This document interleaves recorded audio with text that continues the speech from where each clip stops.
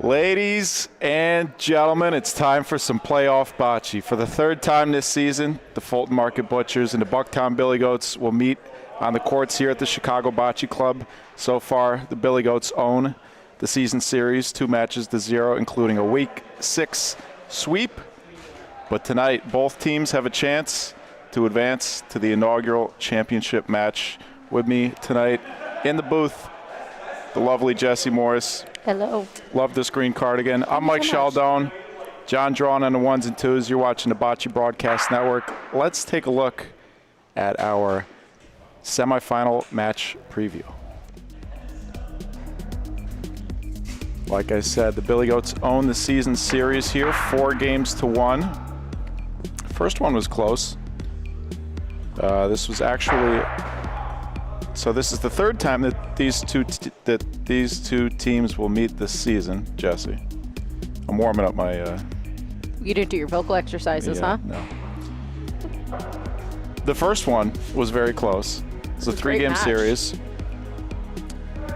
that was 12-10, 12-11, 12-10. 3 very close games. Yeah. The second time they met, Week 6, a couple weeks ago, Billy Goats won in 2 games, 12-6, both games.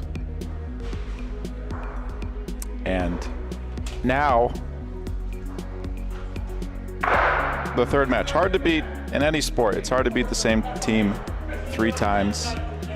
The Fulton Market Butchers do have the higher seed by virtue of their Week 7 sweep of the Highwood Stallions.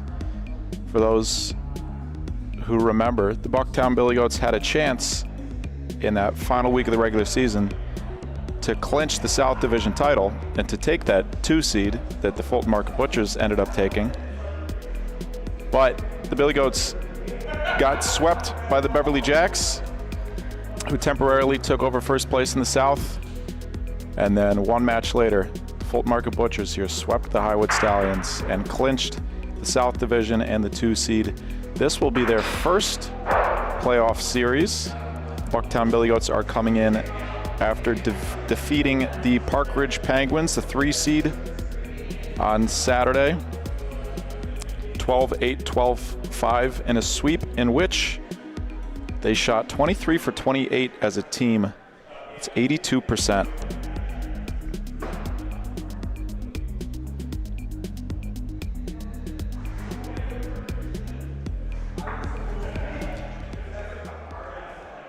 Tail of the tape, Jesse.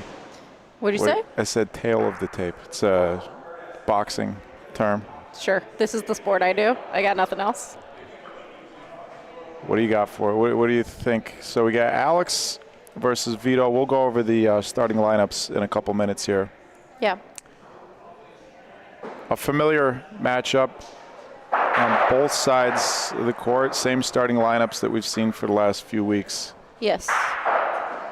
I think it's going to be a fun one. I think we're getting 3 matches or 3 games. I would say the same, but I'm surprised a little bit that the last one was over in 2. Yes, I agree. I was surprised by that, but I think with this much on the line, there's no way we're not getting 3 games. Also, I think it's going to be rowdy in the stands. When I walked in here at 6:30, there were already 20, 25 people in here. So I think we're going to get filled out a little bit more, and it's going to be loud. Another great turnout here at the Chicago Bocce Club. Saturday is going to be exciting to see. Our championship, we expect a packed house. Oh, I can't wait. Beautiful day here in Chicago. Gorgeous out. The heart of the city.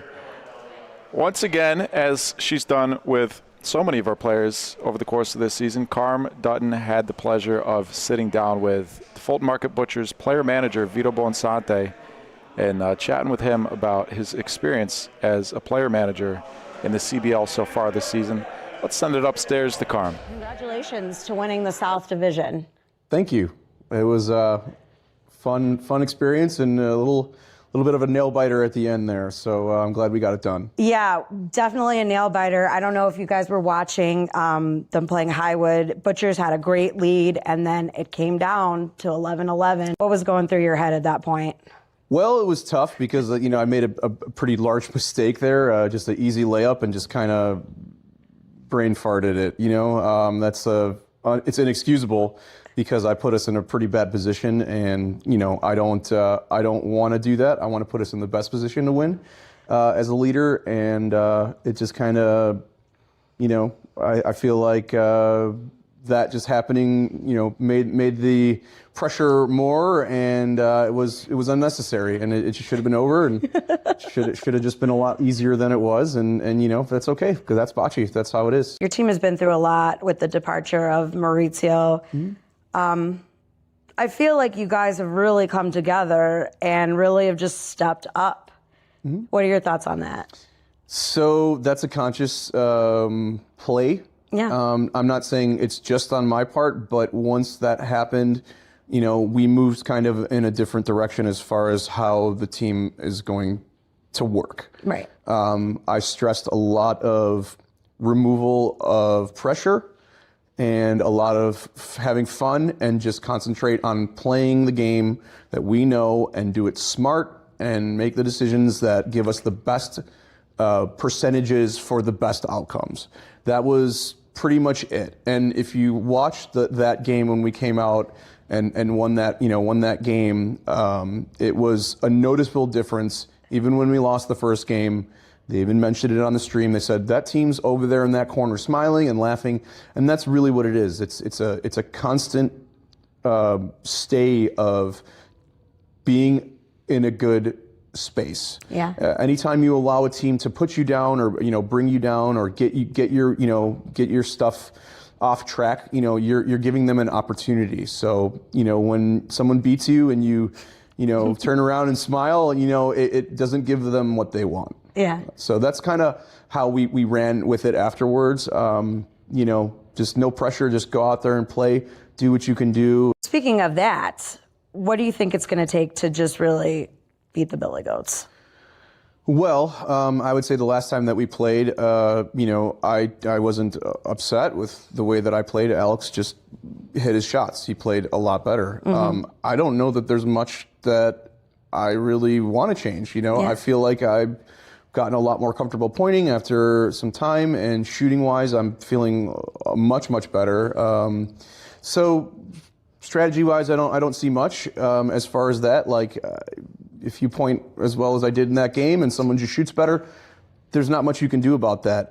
You can I guess I can consciously try to give him, more 50-50 balls rather than, some of those real nice Bersalios and stuff like that. That's definitely something that, could be thought of. But,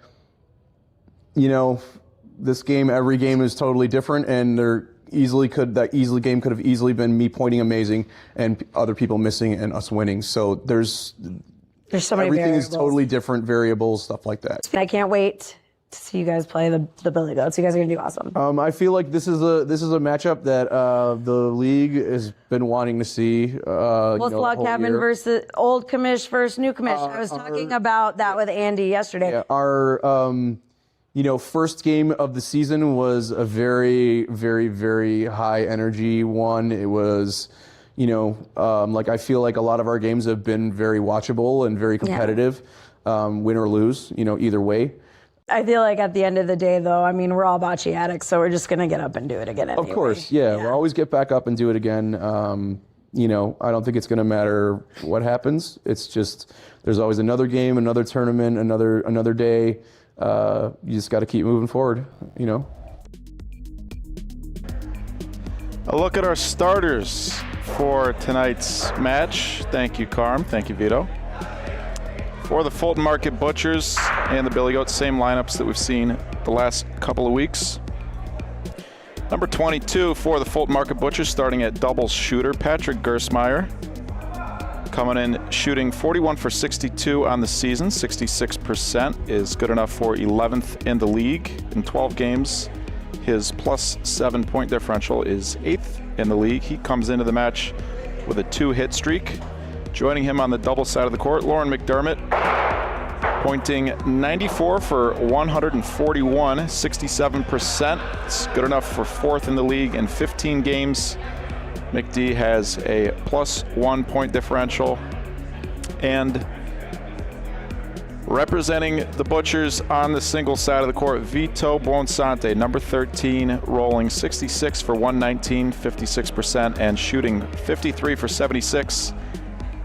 That's a 70% clip, good enough for 9th in the league. In 12 games, Vito has a negative 3-point differential.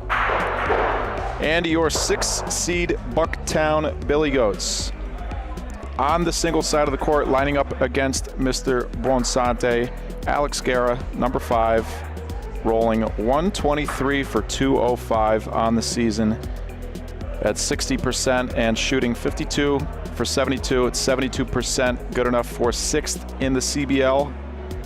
In 17 games, Alex has a negative 2-point differential, and he enters the match on a 5-hit streak, looking to catch that new record set by Tom Holloman in the quarterfinals and still active. 18 hits in a row, active hit streak for Tommy Tulips.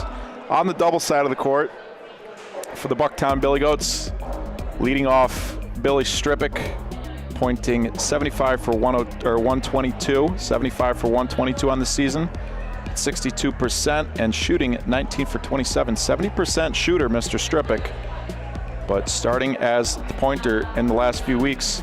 In 16 games, Billy has a negative 10-point differential. He comes into this match with a 4-hit streak and a 4-roll streak. Joining him on the double side of the court, Andy Bobandy Zimmerman, number 4 for the Bucktown Billy Goats, rolling 68 for 107, 64%. That's 9th in the league. Strong numbers going either way for these two double teammates. Strong rolling numbers for the shooter, strong shooting numbers for the roller. Andy is also 65 for 90 shooting on the season. 72% is 6th in the CBL qualified shooting percentages. And in 16 games for the Goats, Andy has, a negative 7-point differential. He enters the match on an 8-hit streak. Those are your starting lineups for tonight's semifinal match. Well, we got 2 more minutes, folks, and we'll be underway with tonight's match. Loser earns himself a trip to North Beach. What are the beaches here in Chicago called? That's a beach, right? North Avenue Beach. North Avenue Beach? Yeah. Okay. I'm a Chicago guy now. Uh-huh. Which one's the concrete beach? All of them. This is sand one, right? There's sand and concrete at really all of them. Okay. Beach is a beach. Winner earns himself a spot in Saturday's championship match. That'll be Saturday the 11th at 1 p.m. Central. The broadcast will start at 12:30. We'll have a couple of pre-match interviews and a breakdown of those two teams that make it there. We'll have a breakdown of how their seasons have gone up until this point. But between now and then, we will be live tomorrow night, again at 6:45 Central. That match will start at 7 o'clock. That'll be the 1 seed Elmwood Park Eagles in a rematch versus the only team that's beaten them so far this season, the Highwood Stallions. Let's send it down to our court. Coin flip, and we will be underway with the first Paulino of the semifinal match. Butchers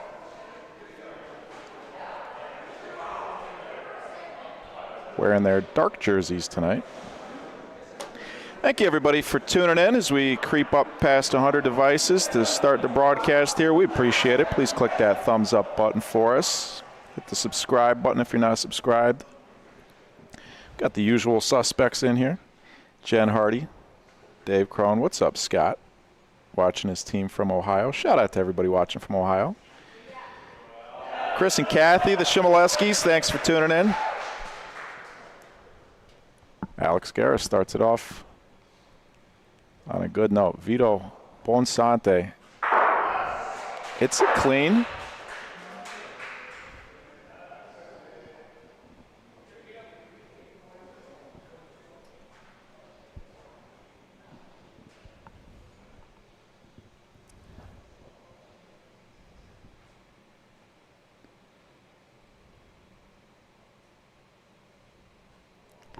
is quiet in here. It is a little quiet to start it off. These Little. ball colors are frustratingly similar, and the Butchers are wearing the wrong jerseys. What's the penalty for that? The penalty is a phone call. The call is going to come from inside the house this week, as Alex is part owner of the league.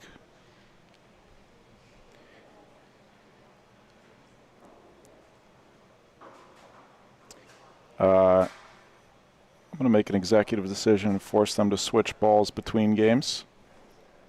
So bear with us through this game. I guarantee I'm more annoyed than you are.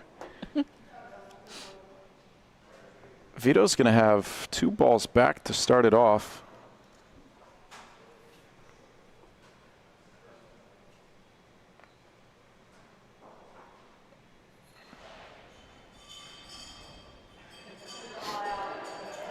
Oh, every time you hear him before you see him. The GOAT is in the house. Decent target here for Vito cross court. He's got the right side of Paulino, left side of the front ball, and he's gonna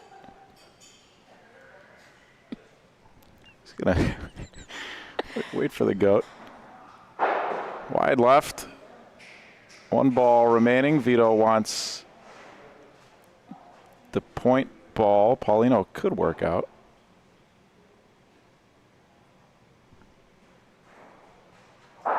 Oh, splits the uprights, and the Billy Goats are going to score first.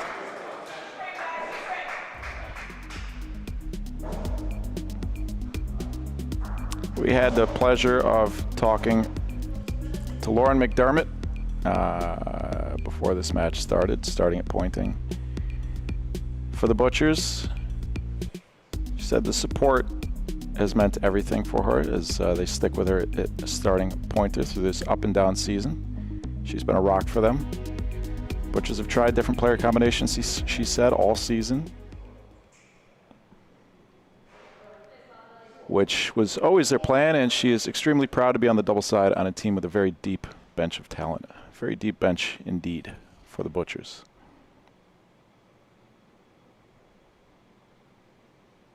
A lot of good players to fall back on if necessary.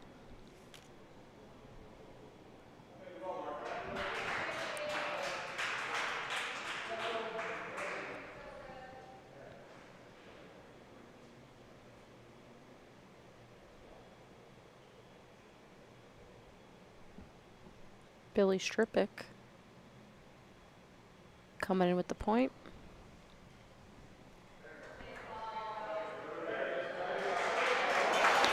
Well, Billy's going to like that ball. Caught a little bit of Paulino to keep it in the neighborhood. Putting the Butchers' ball in play on a ricochet.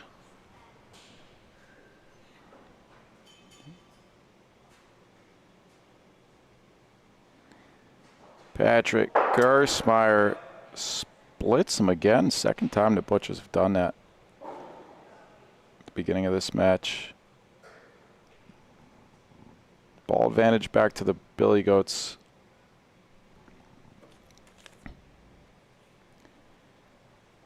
This is Lauren McDermott's 143rd roll of the season, and she's going to love it. Right on top of Paulino. Could very well go clean here, Andy Z.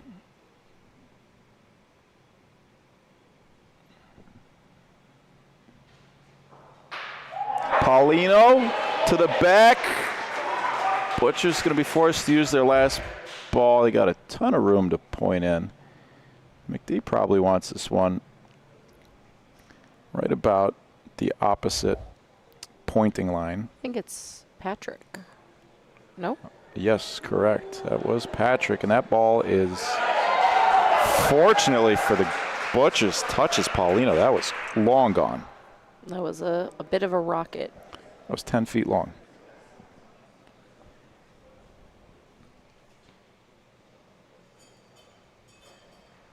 Last ball of the frame. Andy might be early on the Rondina here, and he's going to miss the inside of that ball. 1 point each. Vito Bonsante, Log Cabin. Laura McDermott, Chicago Bocce Club. Rob Schroeder, Chicago Bocce Club. Patrick Gersmeyer, Chicago Bocce Club. Sean Tofson, Log Cabin. George Dusmanis, Log Cabin Bocce. Alessandra Ventola, Chicago Bocce Club. Your roster for Fulton Market Butchers.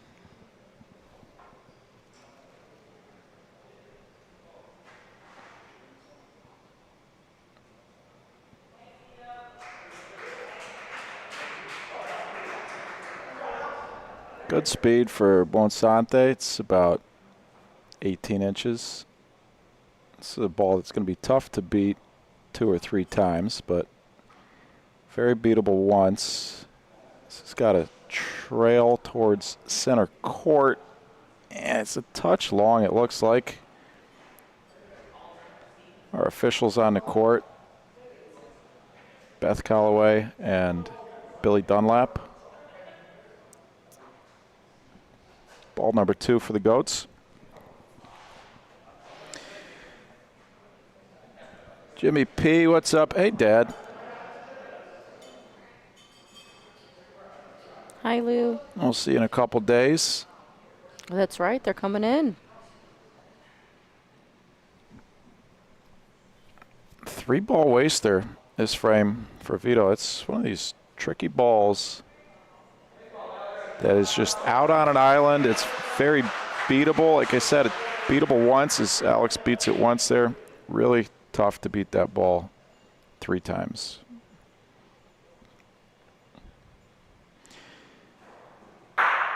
Solid contact. Vito sticks around. He might have a chance. He's going to have 2 balls back here. He might have a chance to shoot for a huge frame. Took out both of Alex's balls. Alex has 1 more hanging around there.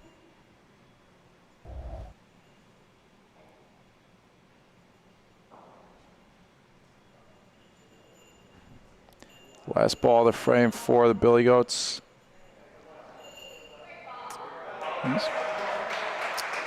It's in. Puts Paulino in play. Vito, this is kind of a curious angle to shoot this from. He's giving himself a big target on Paulino. Paulino could be really bad for him.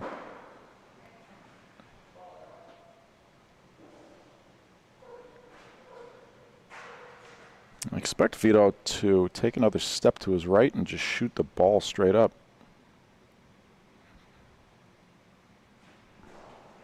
There's a ball clean. Could be 2.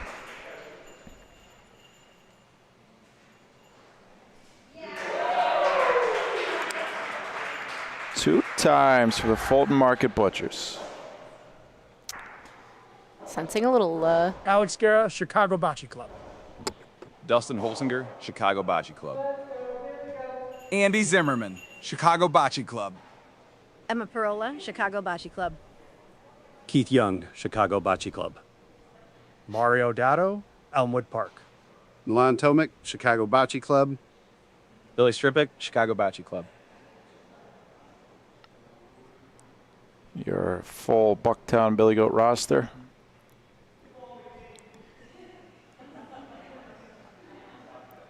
I was going to say, sensing some tension on the court. I feel like everyone's just kind of heavy in the air. Is that just me? You feeling it? It is kind of. There's a lot of tension in here. Semifinals? I don't know. Loser goes home. It's significantly more quiet than it regularly is in here during a game. Crowd is still filtering in.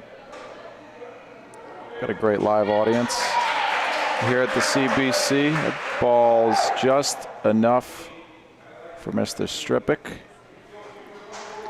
Second ball on the way for the Butchers. Patrick Gersmeyer, 66% shooting on the season, 11th in the league. His second shot of the match. Paulino out of play. Frame reset. They'll take that. Almost took out Alex's ankles. Alex moved quick.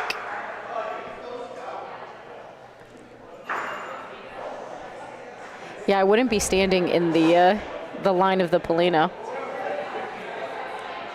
Someone's saying a little quiet except for that little bell, and I do think I saw Alex waving the goat off on the little bell in the last frame, so maybe less. We'll see. Interesting. Those beady little eyes on that goat. Freaking me out. Yeah, the eyes, for that, you can't really see it on camera, but the eyes are red and they light up. Oh yeah, you can't tell. Maybe a little bit, but they're not great. Decent opening ball here from Lauren McDermott. Another ball that's tough to beat 2 or 3 times, but it's very beatable once. Wide open line for Billy, about 20, 22 inches. It's got the chain on today. Is that new, or am I just now noticing it? I don't know if I don't think he normally wears it during games. I also thought maybe it was more normally tucked in. Just normally can't see it. McD beats her man. Ball advantage back to the Butchers.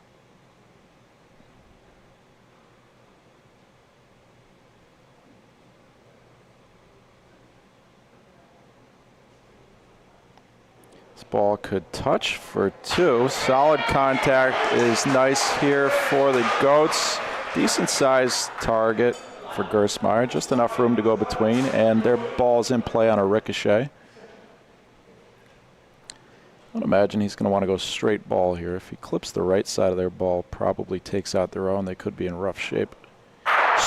Ball just a little too much on the right. Gets a nice bounce there on Paulino. And Paulino goes to the Butchers on the backboard.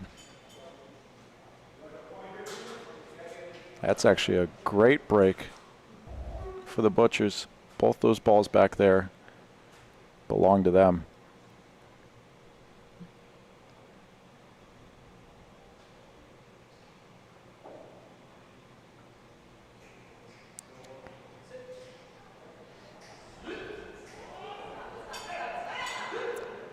Ball is burnt.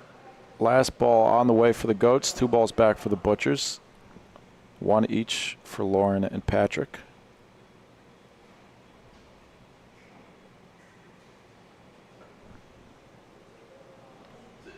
Line looks good. This ball's got a touch. Paulino to stay in the court. Perfect line. Dangerous ball there from Andy. That doesn't touch Paulino. They give up 4. Oh, we've seen Andy do that a couple of times on those back wall points. Just kind of sail the first one and then have a really great adjustment on the second. Full court shot. Patrick Gersmeyer hits it perfectly. Butchers are sitting 3, 6, 7 feet to point in for the 4th. What a great hit from Patrick. Perfect shot.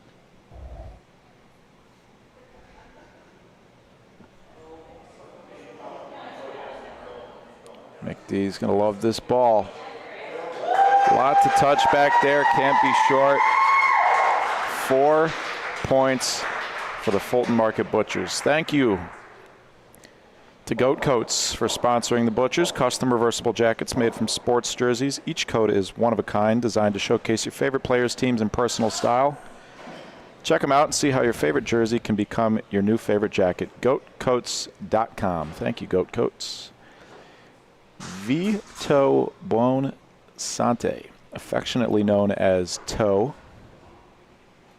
As you heard in those player intros, Vito plays out of the Log Cabin Bocce Club. Just west of here in Des Plaines, Illinois. Pretty magical place, to say the least. Do you play out there, Jesse? I have played out there. It's not a regular occurrence for me. But it's fun. Fun courts. This good ball vibe. Is way short from Alex. Definitely seems like he's in his head a little bit after the frame before, the singles frame before, and then also them giving up 4 just there. He could be in a good spot if he tucks one here. This ball's, oh, it's long. Timeout for the Goats. As a team so far, pointing just 7 for 17. They've only taken 1 shot through 4 frames. I need the stats. I don't know them off the top of my head, but how many times, if the Goats gave up the first game, if they won the series? Oh, we talked to Alex a little bit before the match about being a player manager. He said he'll be the first to admit wearing so many hats this season sometimes made him lose focus on the team manager role, but learning how to handle team practices. And he said, honestly, didn't have much desire to play singles, but the switch has led to 3 out of 5 match sweeps. And just as importantly, Mario Dato has crushed it as designated team captain. Great ball here. Either one is good for Vito, Paulino or the ball. Ball clean. And 2 balls back again for the Butchers. Bucktown Billy Goats coming into this after an upset over the Park Ridge Penguins. 12-8, 12-5 in 2 games, in which they shot 82%. Took 28 shots in those 2 games so far. Again, in this game, through 5 frames now. Just 1 shot.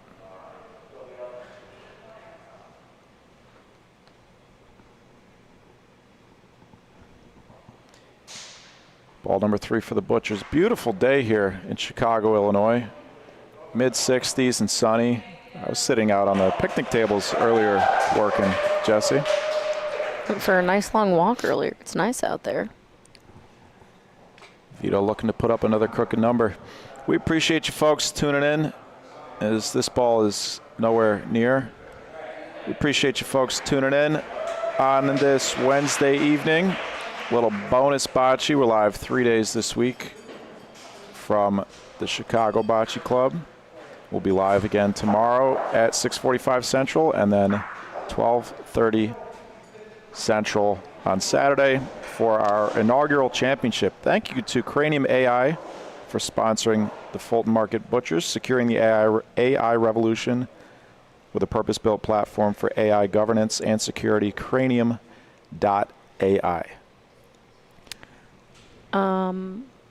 I think I see a lineup change. I do think I've seen some subs. Billy's down here on singles, and I think Rio's in. Mario Dato, 15 for 23 rolling on the season, 65%. It's the best average on the team. And notably, Mario is also the only player on the team with a positive point differential. Into the match here.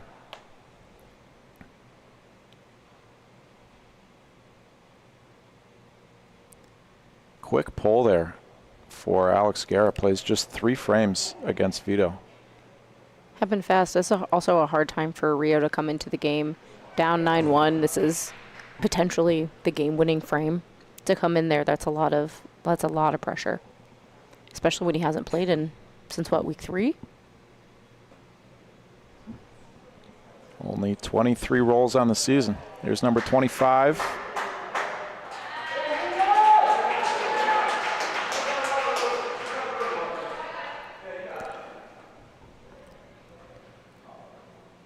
We got Kevin Clark, all the usual suspects.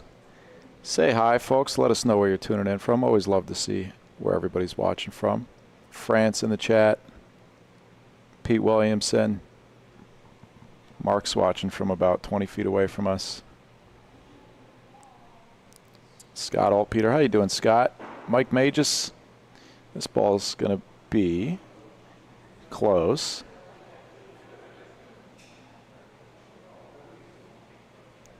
Three balls to 1, though, for the Butchers. Folks, if you're not subscribed, please subscribe to the BBN. We're creeping up on 5,000 YouTube subscribers. We should get that by the end of the month.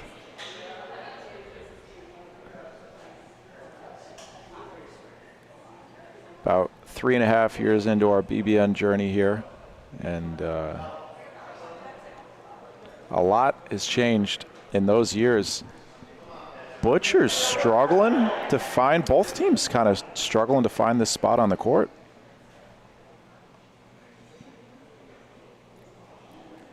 Court Strick, what's up, Courtney? Julian, preparing to play for the Eagles tomorrow night in that matchup against the Highwood Stallions. Well, somehow the Billy Goats are going to have 2 balls back in this frame and a chance to at least tighten things up. This ball's short. These are the points you got to have, down 9-1, and they know it. Andy knows it. Covered his own line there. Going to have to take a slightly different line. That ball's got to bump a lot to be in. He's probably got to find a way around it.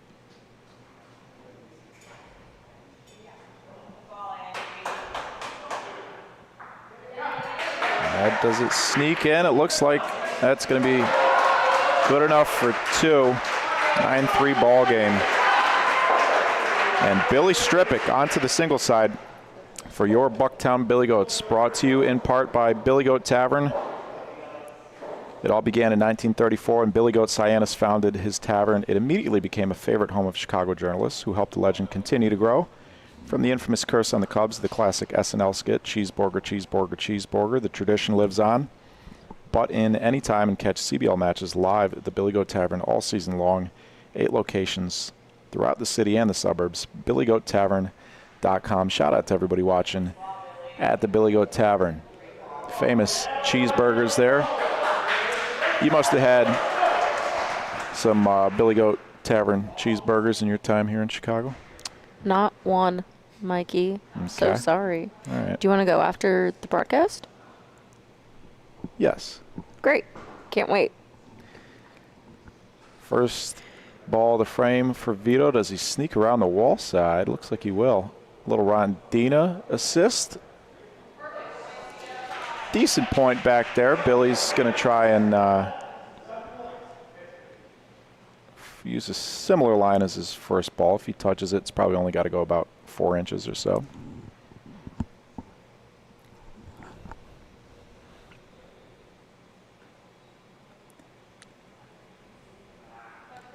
You can just barely see Rob Schroeder and his sentient clipboard underneath the scoreboard graphic there. Rob marks every Paulino placement and the success rates, and he draws maps of the courts for the Butchers. Yeah. A couple weeks ago I told you that he did some sports broadcasting but couldn't remember what it was for. Is this ball good enough from Billy? The other Billy doesn't like it, Billy Dunlap. Billy Dunlap.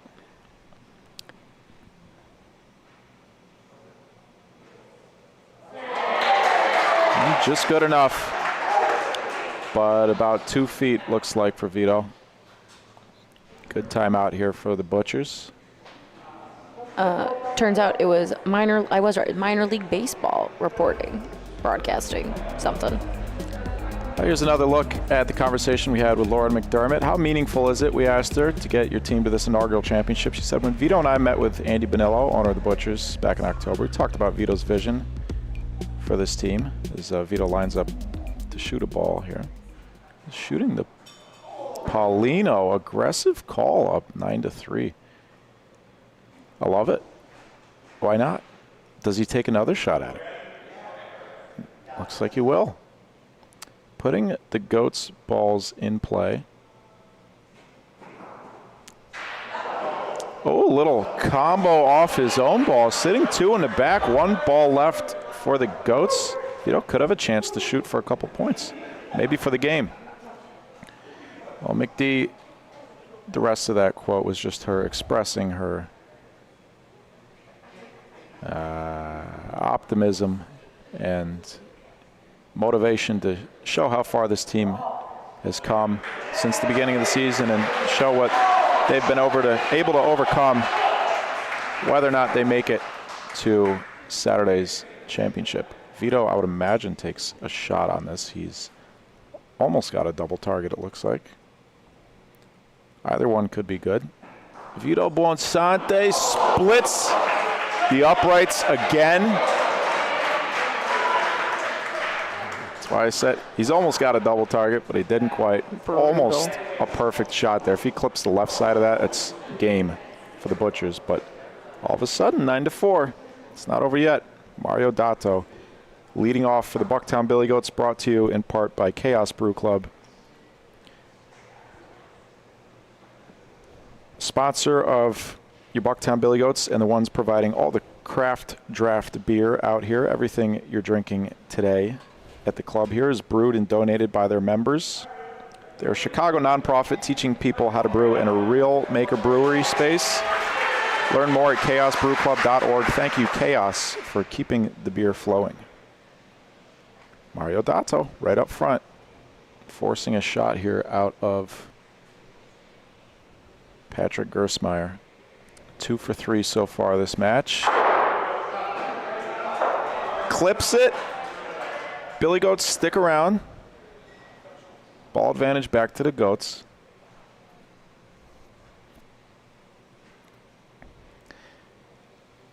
We got Nick Drouse. How you doing, Nick? Hey, Kim. Thank you. Andy Z, number 2. Thanks for watching. Hartville, Ohio. Shout out. Thanks for tuning in, George. Alan. How you doing, Alan?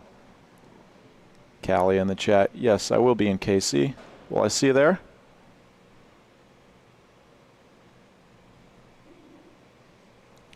Running back your same KC team from last year? No. Okay. This ball. In? And this is a rough couple of balls here for these two teams.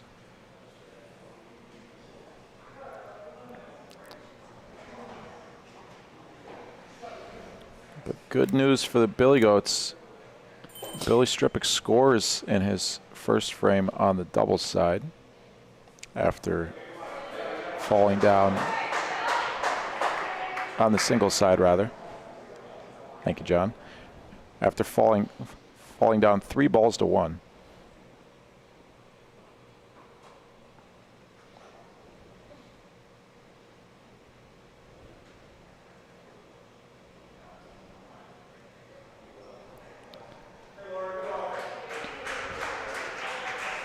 Still about 2.5, 3 feet there. Ball number 3 here for the Goats. Ball advantage. Andy could shoot twice if he wants to here, but just going to point up towards their own ball. Solid contact is good, but that is not solid. I don't know why he wouldn't just shoot. Their line is pretty well protected by their front ball. This is a pretty tough point to make. This is a different line. He's going on the right side of their ball between the two. It fades to the wall. The speed is long. The Butchers are in. Could have shot twice. Again, still one shot. The Billy Goats have thrown 32 balls. In this game, they've taken one shot. The Butchers, on the other hand, have taken 14 shots. Thank you to Montucky Cold Snacks for sponsoring the CBL. Their American-style cold snack lager is a light, effervescent, sessionable beer designed to be crisp, clean, and refreshing like a gurgling mountain stream. MontuckyColdSnacks.com. Thank you, Montucky.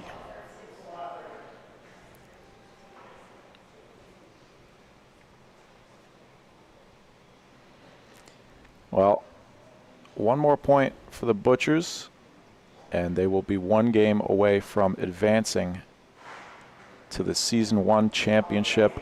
Vito keeping the pressure on. It's about 14 inches up front. Is Billy going to point on this? Well, that looks Rafa to me. Looks like it. First shot of the match for Billy. Underhand, Paulino to the backboard, and About a 5-foot point.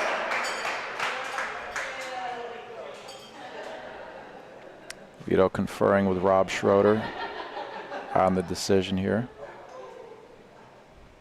He has the option of shooting his own ball up front to bring it to the backboard. He's just going to point.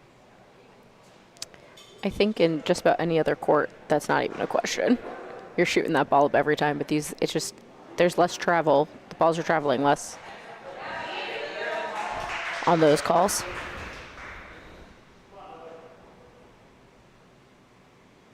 Billy's got to make a full court roll here.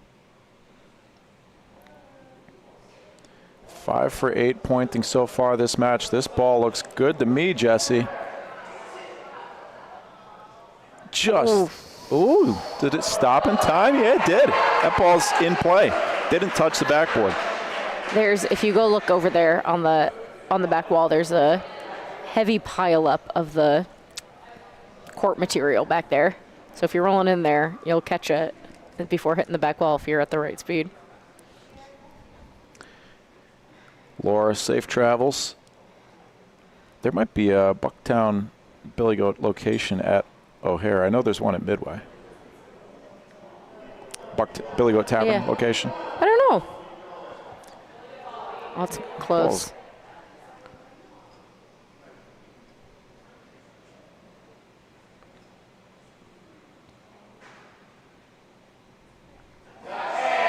Just enough there from Vito.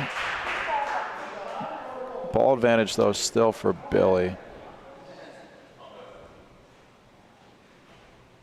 He's got a double target. I think he's got ball Paulino if he wants to shoot. Looks like that's what he's doing.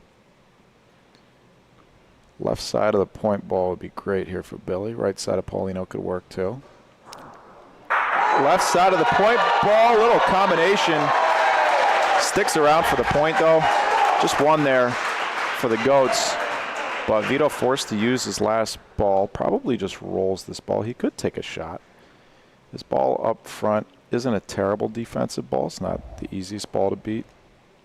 Billy doesn't have a ton to land on the backboard. 11-4 game. This ball is going to be in no man's land. It might sell a second point. Goats are sitting two with a chance to score a third.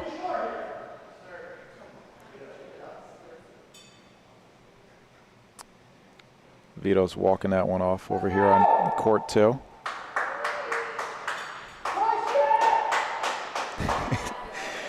Billy Goat mascot back here willing this ball to make a third point. Billy just misses.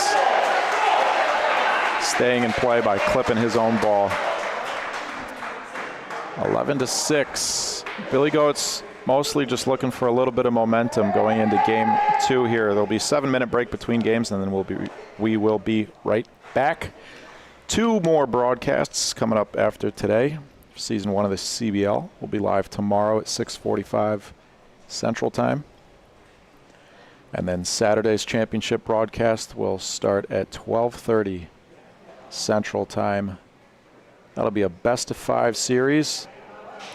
Whoever wins this will be playing there against the winner of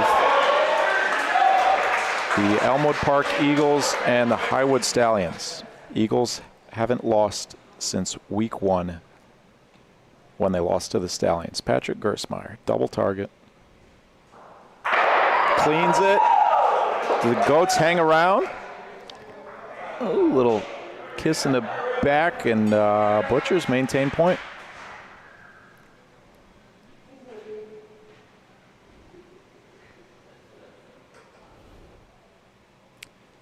Four for 5 shooting for Patrick. It's 4 in a row. He missed his first shot.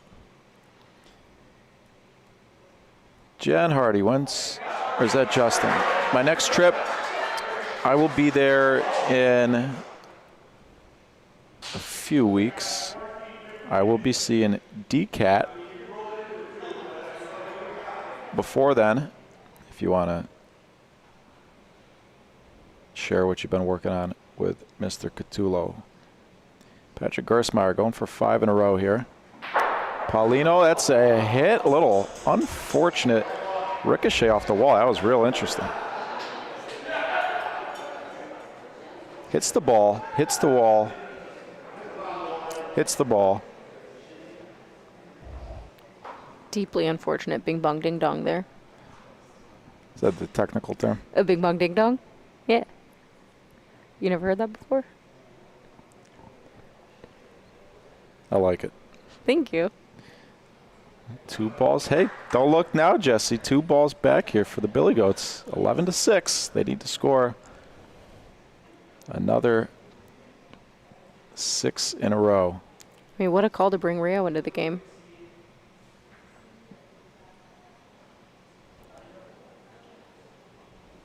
This ball's short. Goats probably just point here. Lauren's going to like that covers the line. It's a decent defensive ball. Leaves about a foot, maybe a little over a foot on the wall side for Andy. He's going to try and squeeze through the gap. A little bit of Paulino to make more room would be great for the Goats. That's a great ball from Andy. Makes the second point. Last one on the way. Can he roll the same line? This is such a tough roll. You got to have enough speed to maintain the line on the Rondina, but also you got to stop in time. Andy Z, one more for 3. We got an 11-9 ball game. Wow, huge momentum shift with Rio in the game. He's playing great. Again, the Billy Goats, you look at that shooting stat, they're 100%. They've only taken 3 shots, 40 balls thrown so far this game. Only 3 of them have been shots, as opposed to the 16 shots so far for the Fulton Market Butchers.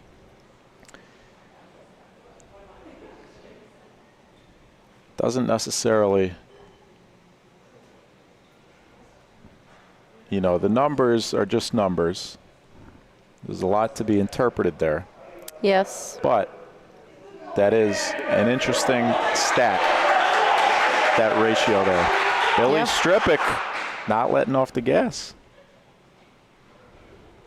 Covers the line. So Rob Schroeder shows Vito how much space he has. Can Vito tuck one around and hide it here? Weird little flick out of his hand there. This ball's got to stop. Does it stop in time? I don't think so, Jesse. I don't think so either. Is that extra bit of speed? This is a ball that Billy puts there. It's on what we call the pro side because it's on the wall side of the Paulino.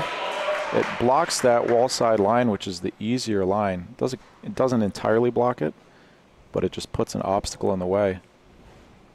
And so far, forcing Vito to waste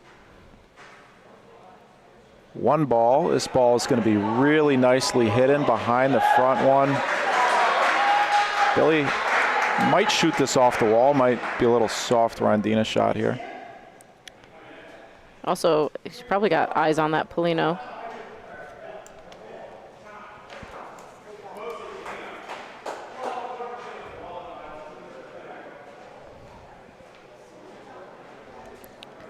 Timeout call here.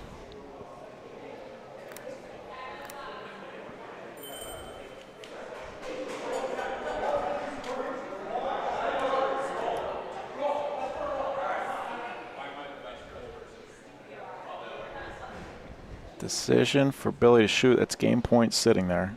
Oh no, he's pointing. Vito's ball's behind Paulino. Billy can't be short here. He's got a lot to touch to potentially make the point. Does he sit on the inside of Vito's ball? Billy Stripik, is that 2? It sure looks like it.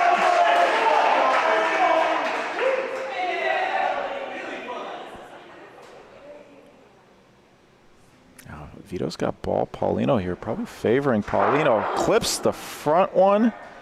Billy's going to have 2 balls back. Vito's probably got a roll here. If he shoots again, he could favor Paulino, but he might end up giving up the game if he clips Paulino.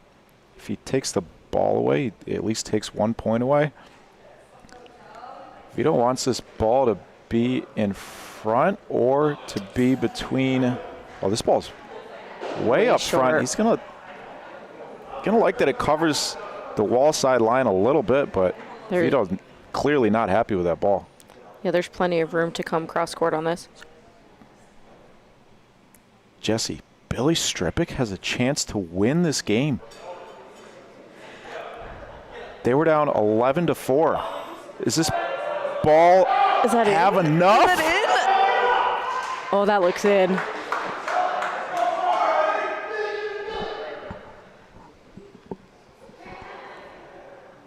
Billy Dunlap on the call. Alex Guerra likes to. Fulton Market Butchers bench not loving what they're watching. That ball's good. Billy Stripik with a chance to complete the comeback. The room is silent. All eyes are on Billy. I can't tell if he likes it or not. One more time for the Bucktown Billy Goats. The speed looks good. Billy Stripik and the Bucktown Billy Goats score the last 8 points of the game to complete the comeback. This game was 9-1. It was 11-4. And the Bucktown Billy Goats take game 1. Wow. Unreal. Nerves of steel from Billy Stripik, and what a call to make that switch for the Bucktown Billy Goats. 11 frames, 12-11 game. Wow. Hey, maybe you only need to shoot 3 times, I guess, when you can point like that. What a comeback, and what a heartbreaker for the Butchers. Wow, I a little bit speechless. That's wild. That's incredible. Well, we're going to have a game 2 coming up very shortly here. The Butchers will have to win game 2 if they want to keep their season alive. Folks, you can vote for the Season 1 All-Stars as well as the regular season MVP at ChicagoBocceLeague.com. That vote went live yesterday. You can scan the QR code or go to ChicagoBocceLeague.com to cast your vote. Once again, Carm Dutton had the pleasure of sitting down with one of these semi-pro players. This time it was Andy Zimmerman for the Bucktown Billy Goats. Let's hear what Andy had to say. Send it upstairs to Carm. So anyway, let's get into it. What a finish. I mean, you guys started off the season. You guys have had high highs and low lows. And I remember I asked you at the beginning of the season what made you a great teammate. And you told me that you're never too high, you're never too low, you're just calm, cool, and collected. And tell me about that. I really think that really showed today on the court. You know, it did. We came in with intention today. We know that the season did not play out how we expected it to. And we know that we're great players, we're great friends, we're all good teammates, we had good practices, and then it seemed like every week something would happen that would just throw us out of our rhythm, and we could never really get it back. So the last few weeks, you know, we really settled down, and, you know, we moved Rio to our on-court manager, and that's been like, yeah. We didn't know, but our bench said, you know, Alex and I are probably doing too much around here at the club with ABC leagues going out to CBC leagues now, and just running the club that, you know, we had a lot going on, and whether we believed it or not, it was affecting us on the court. So Rio stepped up to be manager, and he has been invaluable to us. And I think it helped elevate his game too, because when he came into a game, he pointed near perfect. And I really like our team bond, and, you know, coming into playoffs, it's just like any other season. You know, if you make the bracket, you just got to play good that one night. Yeah. Right? And try and win that pin, try and win that gold. And we came in with the playoff mentality. We've been talking about it all week, and we executed. That was the difference, is that we've been calling a good game, but, you know, putting a lot of pressure on ourselves, and for some reason falling short in critical moments, and we executed very consistently for 2 games and took care of business. So yeah, you definitely took care of business. I mean, I looked at your stats at the end of the game, and you were 83% rolling and 82% shooting for the match. So you definitely got the job done. Yeah, that's what I expect of myself. I wish I was able to sustain that kind of play for the whole season. Maybe we wouldn't be in this situation, but like I said on the BBN after the game, we saw the Youngstown Flash rise from a 6th seed and make the finals, and we got one more to go. So I'm not overlooking the next game, but we didn't come to lose. Yeah, absolutely. I was just thinking about this. We have the new head of commission of Log Cabin versus the OG head of Log Cabin. What do you think it's going to take what do you think you'll see from the Butchers lineup wise, and what do you think it's going to take to really just take them down? So it really depends. I mean, their bench goes really deep. Lately, we've seen, Patrick, McD, and Vito starting. So I'd imagine some version of that. But, George the Painter has really elevated his game in a short time. We all know Rob Schroeder is an excellent player, 2-way player. And so whatever they put at us, I feel like we have what it takes to compete and, get the job done too. But just like this week, it's going to come down to execution. We're going to have to not only call a good game, we're going to have to stay grounded. And no matter what happens, when things go wrong, you can't worry about it. You just have to come back and finish the jobs. Yeah. And I think also mid-season making the call to put Al at signals and Billy at pointer and you back at shooting. I think that also really, even though, like you were mentioned earlier, you had some low lows, but I think today the formula definitely worked. Yeah, and we've had Alex out there, and that happened mid-season, and I really struggled on the single side. I just was not getting the job done, and the difference, the main difference between Alex and I is that he is so level, right? He never goes too high, he never goes too low. And while he might be upset with himself, right? He most often doesn't let that affect the game, where I don't look like I'm upset, but I definitely, throwing balls into the back wall, missing easy shots, really throws me into a loop. So he's kind of the grounding force of our, recent uptick. Yes. And, we won 2 of our last 3 matches, and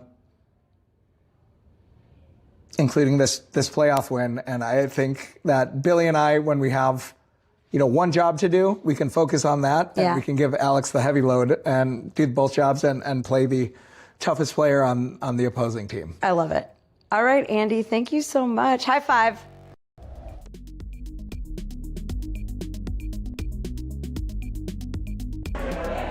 Coming up tomorrow, the 1 seed Elmwood Park Eagles take on the 4 seed Highwood Stallions. The Elmwood Park Eagles, 13-6 game record, 6-1 match record, haven't lost since week 1 when they lost in 3 games to the Highwood Stallions. Similar averages, shooting and rolling for both teams. Very tight race it has been. The Eagles avenged their week 1 loss later in the season against the Stallions.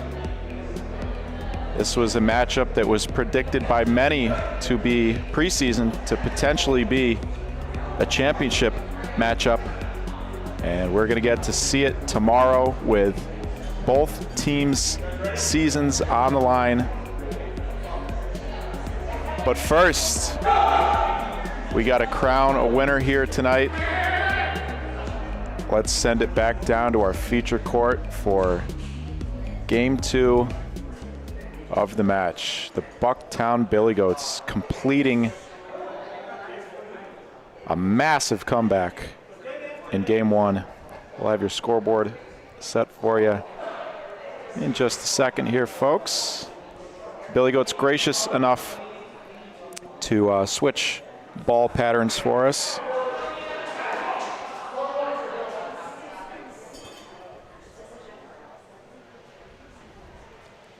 Team players. Here comes a shot.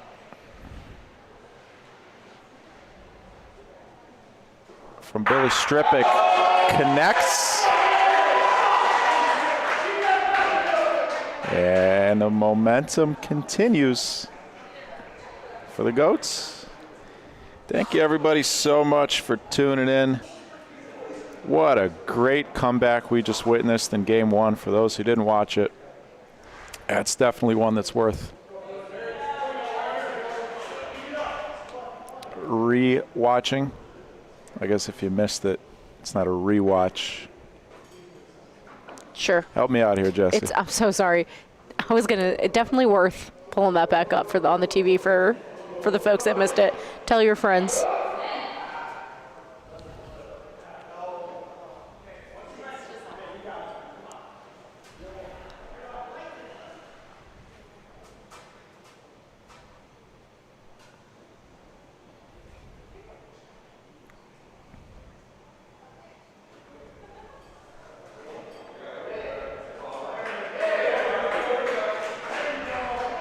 Good adjust there.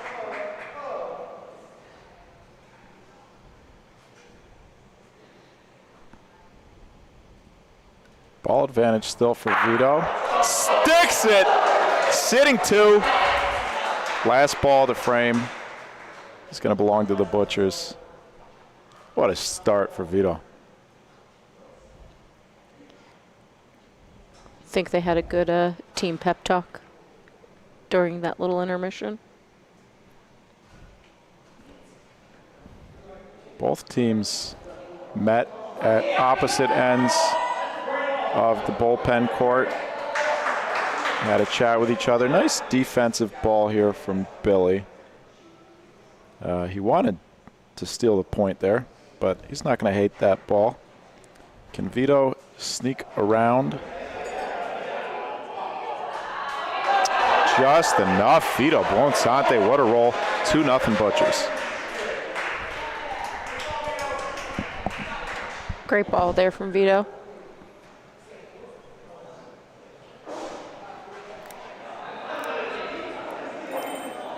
All right, back to the double side over here.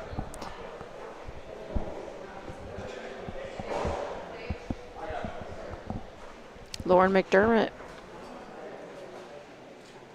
My guess is we'll pull up a side Polino here down by the opposite D line.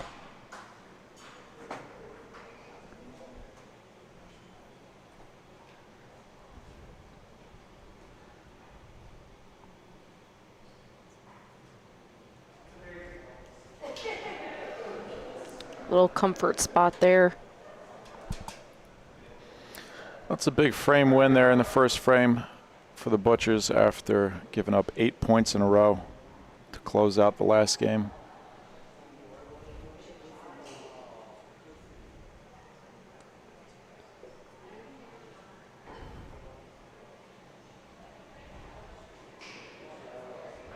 Mario Dato, big sub in Game 1 for the Billy Goats. First ball about 8 feet long. Mario 4 for 6 in that game. Huge part of that comeback.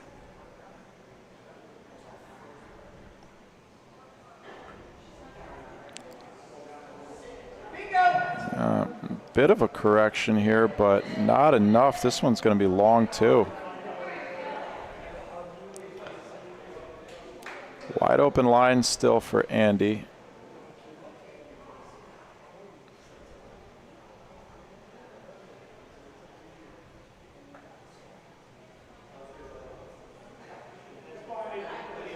You gotta wonder if the adrenaline dump from last game affects the beginning of this game. I think it would.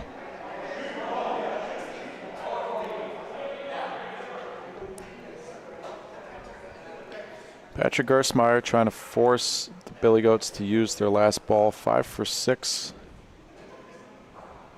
6 in a row for Gersmeyer, and the Billy Goats are not going to get a break. Little smile in the back there from McD.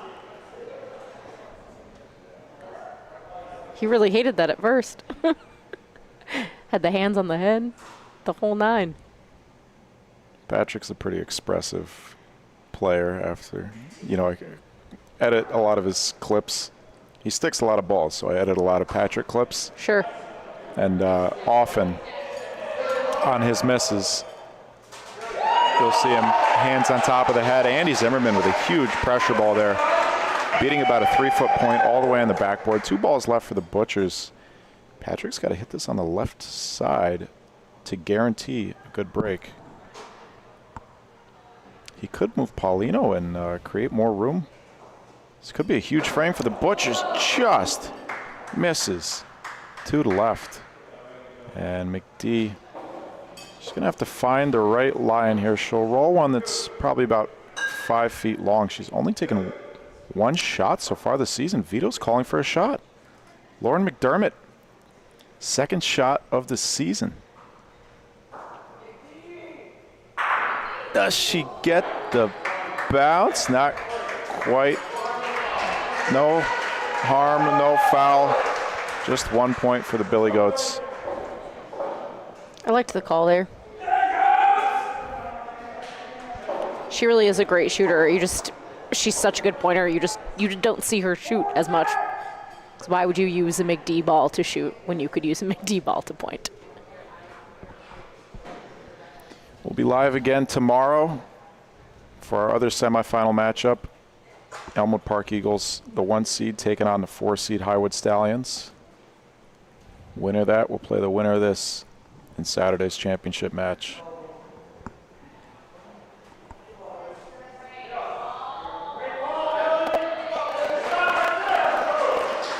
It's an okay ball from Billy, not great.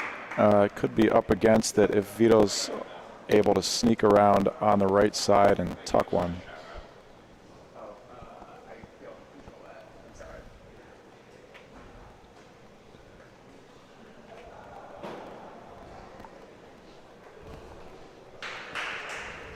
This ball's, is that in? It's long.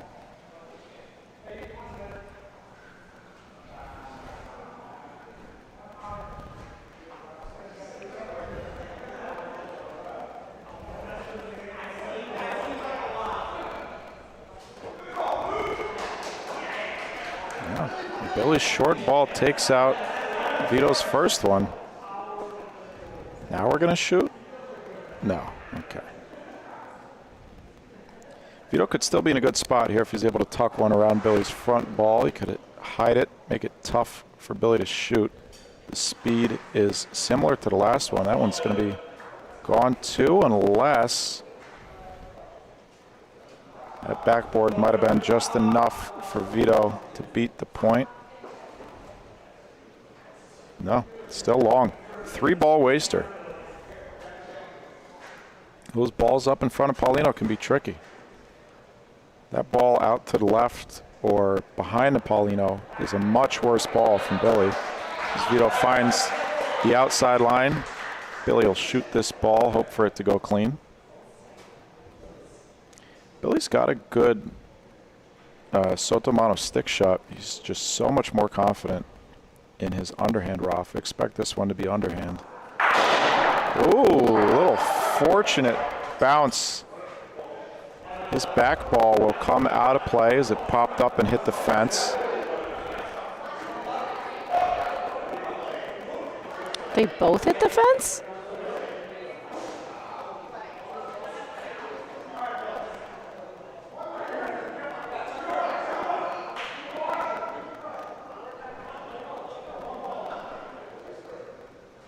Looked like that was hard to tell. Actually might have removed the wrong ball. I think they did. We'll take a look at the replay again after Vito shoots this ball. Billy's going to have to hammer this frame. He's going to have the last ball of the frame. Vito probably just roll because Billy's ball is a little bit behind Paulino. Vito could steal this point. And if he shoots, he's essentially giving up the frame. Because unless he sticks it or hits Paulino, Billy's going to have a ton of room. This ball's got a shot to steal the point. Does it sit inside? Yes, it does. Vito Buonsante beats the point. Billy probably rolls a similar ball. A little bit of speed. If there's a lot that he can touch there and make a point.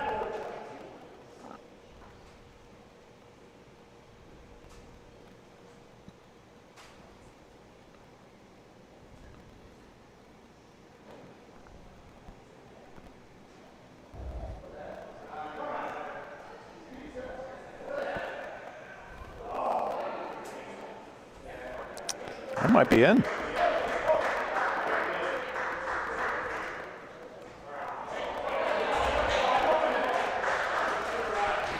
Ideally, he would have come off the wall a little bit.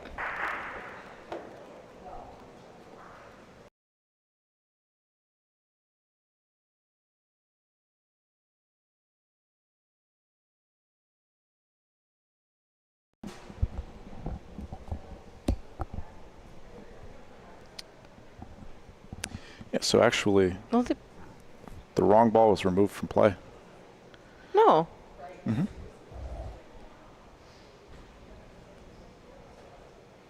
Okay. I thought for sure that it was the back ball, but we can see on that slow-mo replay. I missed it. Inconsequential, doesn't matter anyways. Yeah. McDee's first ball, a little bit long. Both teams struggling to roll this game. Just a lot more pressure now. I saw a couple of really good rolls that last frame. Here's a good one from Rio. Wow, good ball. McDee, a top 5 roller in the league this season for the Butchers. We don't see a lot of mistakes like that from her. Patrick, 7 in a row. Don't look now. Oh, no, he missed the last one on the back wall. Yeah. Not a great call to go for the stick there. The Plano was for sure going.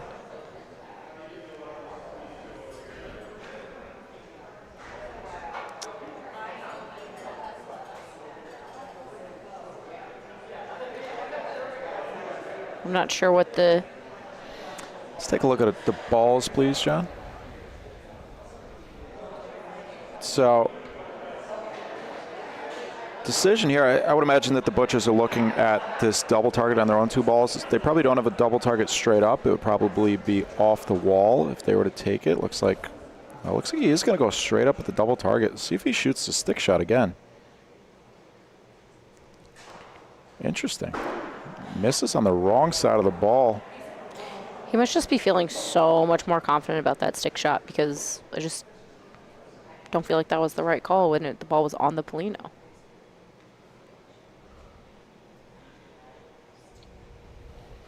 So when we talk about, for those wondering, when we talk about the stick shot versus as opposed to another option, the other option would be to shoot that ball underhand like a softball pitch.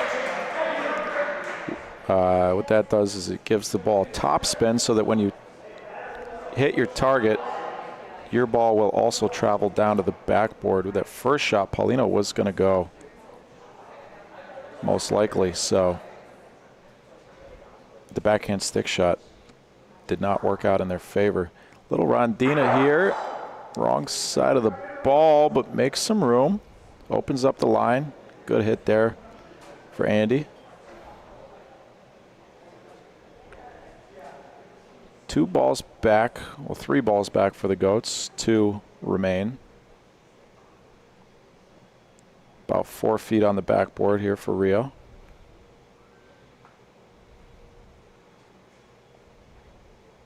Line looks good. Speed looks short.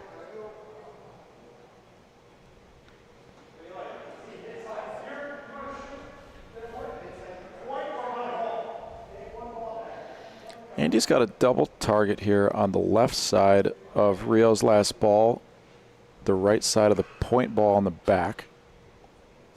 Either one could work out well. He'll shoot it underhand to bring his own ball into play. Andy Z. Oh, he did not have a double target. I stand corrected. I thought that ball, a single target, just going straight point ball. Interesting decision. He had a double target on their own ball in Paulino. I think that shot might have made more sense. Log cabin. Laura McDermott, Chicago Bocce Club. Rob Schroeder, Chicago Bocce Club. Patrick Gersmeyer, Chicago Bocce Club. Sean Tofson, log cabin. George Dusmanis, log cabin bocce. Alessandra Ventola, Chicago Bocce Club. Your full roster for the Fulton Market Butchers. South Division champions in this inaugural season of the Chicago Bocce League. Again, another bad opening ball.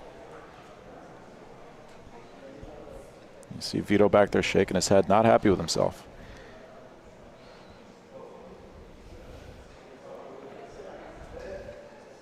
This ball's gone too. Wow. This is not the same teams we saw game one.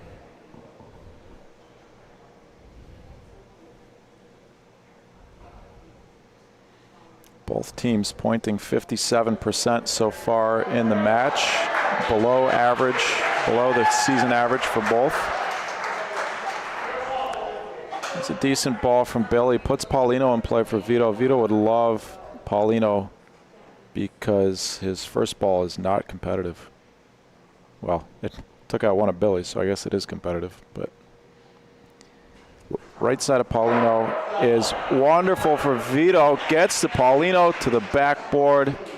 Changes the lay of the land. Very good hit there from Vito. He's going all Paulino.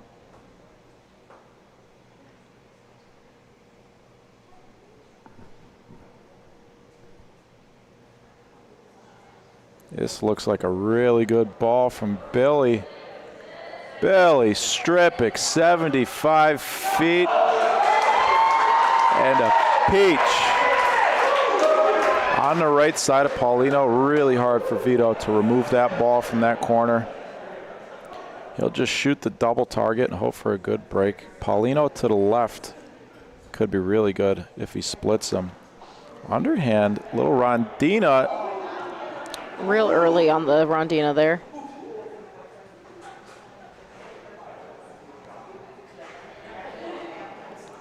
Great crowd here at the Chicago Bocce Club. If you ever get the chance, this might be, for my money, nicest club in the country, nicest club I've ever been to. This place is spectacular. I get to travel to a lot of great clubs,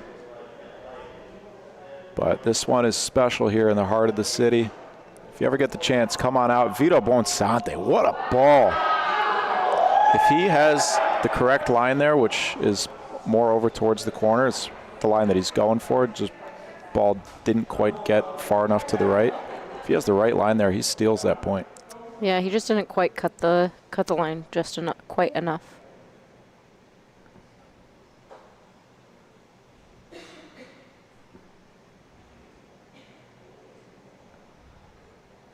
Billy short.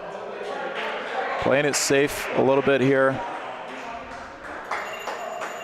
Alex Guerra, Chicago Bocce Club. Dustin Holsinger, Chicago Bocce Club. Andy Zimmerman, Chicago Bocce Club. Emma Parola, Chicago Bocce Club. Keith Young, Chicago Bocce Club. Mario Dado, Elmwood Park. Milan Tomic, Chicago Bocce Club. Billy Stripic, Chicago Bocce Club.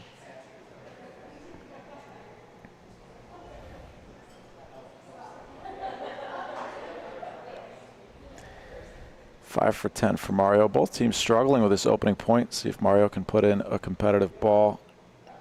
Speed looks decent. Great ball here from Mario. Puts Paulino in play. Tough shot for a righty down that left fence.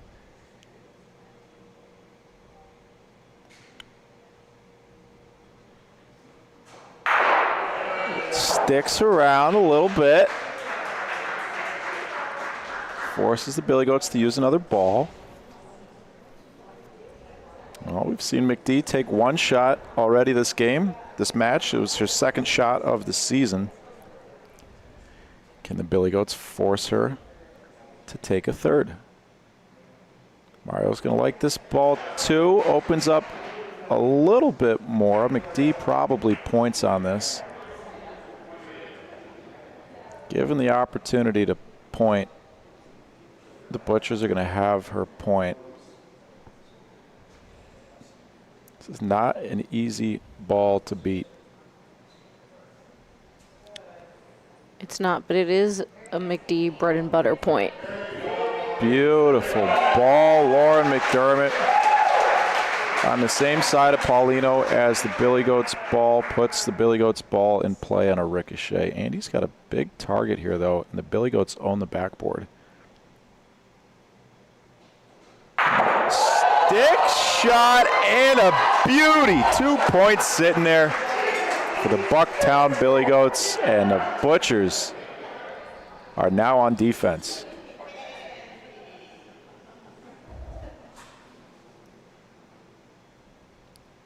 This has got to be. Oh, wow. Patrick Gersmeyer clears the area. I thought he'd be going Paulino there. Uses the wall to stick around a little. Takes out both Billy Goats balls, back-to-back sticks. Beautiful. What a frame. 1-1. Andy versus McD. Longtime teammates. Both players trying to will their team to a spot in Saturday's championship match. This ball is gone, and Lauren McDermott with a chance to point is never what you want to hear when you're on the other team. No, that's a danger phrase. She beat this point.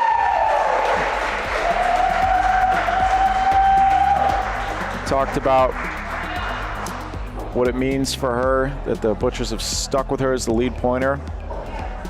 Not hard to do, and she's pointing top 5 in the league. She said, the support has meant everything. I always strive for perfection out there despite my overall consistency on the season. There are definitely games where I was not my best. Vito knows these are the frames and games that continue to drive me. The Butchers have tried different player combinations all season, which was always our plan.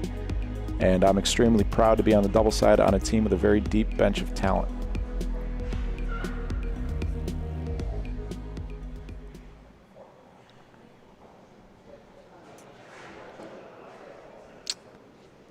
A bench that includes George the Painter,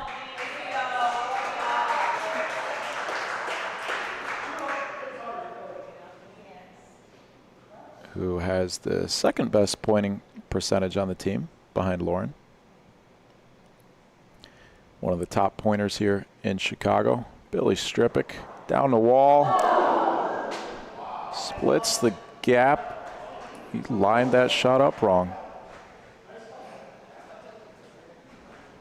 If he takes another step to his right, there's no gap for him to go between. He probably, I'm sure he thought that he didn't have a gap where he was standing, and he found that out the hard way. That happens every once in a while, Jesse.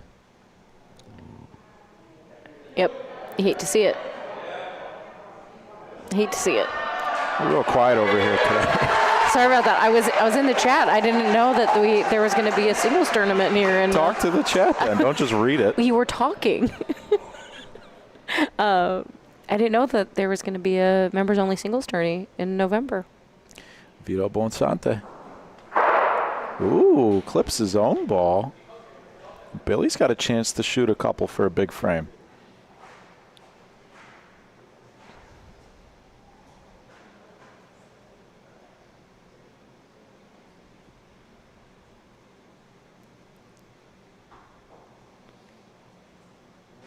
What are you saying? Singles tournament? Yeah. Singles tournament that doesn't exist? Singles tournament that doesn't exist. Bridget says it exists. In November, the championship game, the morning of... cool. For the entire... I understand now. The entirety of the month of November. That's how Highwood does their... Oh, love it. Yeah. Little touch here from Vito. 2 balls back for the Billy Goats. I would imagine that will be members only. There are national memberships available for the Chicago Bocce Club. It's only $150 a year. Pretty great price for access to a facility like this. Go to chicagoboceclub.com for more info on that. It's a steal. And Billy can play aggressive here. Looking for some way to scrape a couple of points out of this frame as they try and mount another comeback here in game 2. He's going to be a little aggressive up on the Rondina. Push Vito's ball and hang around for 2 is the idea here. Does he come down enough? Oh. Not the worst thing in the world. This ball's out in the open. Paulino could be really bad here for the Goats. If it squirts to the right, they have no balls on the backboard. Billy hoping to take it clean. Gets it. Paulino to the back. And does Billy's ball travel enough to at least take back 1 point? Yes, it does. Well, aggressive play doesn't pay off. And instead of a 6-3 ball game, it is now 7-2. Thank you to Montucky Cold Snacks for sponsoring the Chicago Bocce League. Their American-style cold snack lagers, a light, effervescent, sessionable beer designed to be crisp, clean, and refreshing like a gurgling mountain stream. MontuckyColdSnacks.com. Lauren McDermott.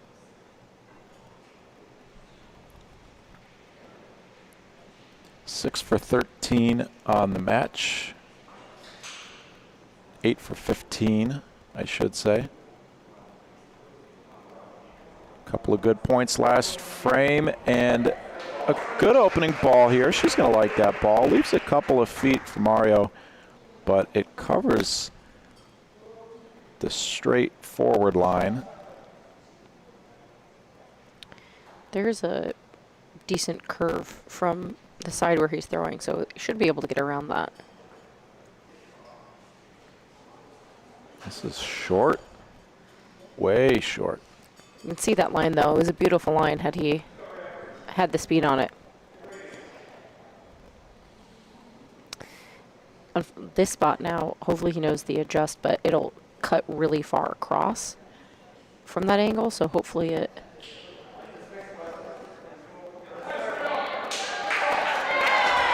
Great line.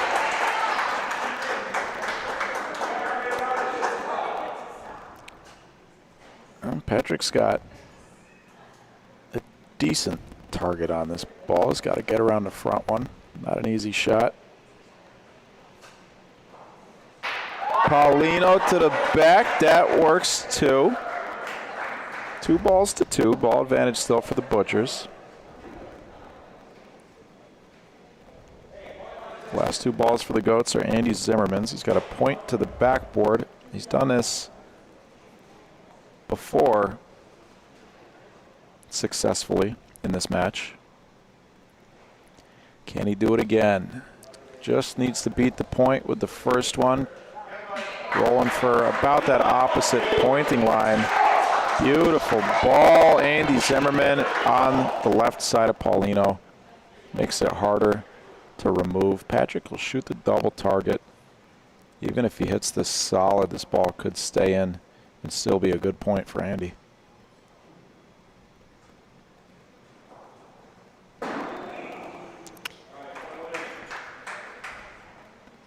Looks like he put a lot more juice on that to get it all the way down the court.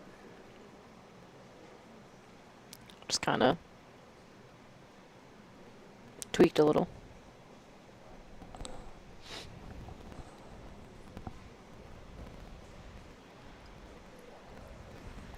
Last ball of the frame is going to be Andy's. McD going pretty aggressive at this. Does she sneak around? A little help from the Rondina.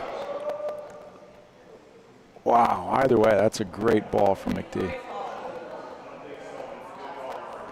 Vito doesn't think it's in.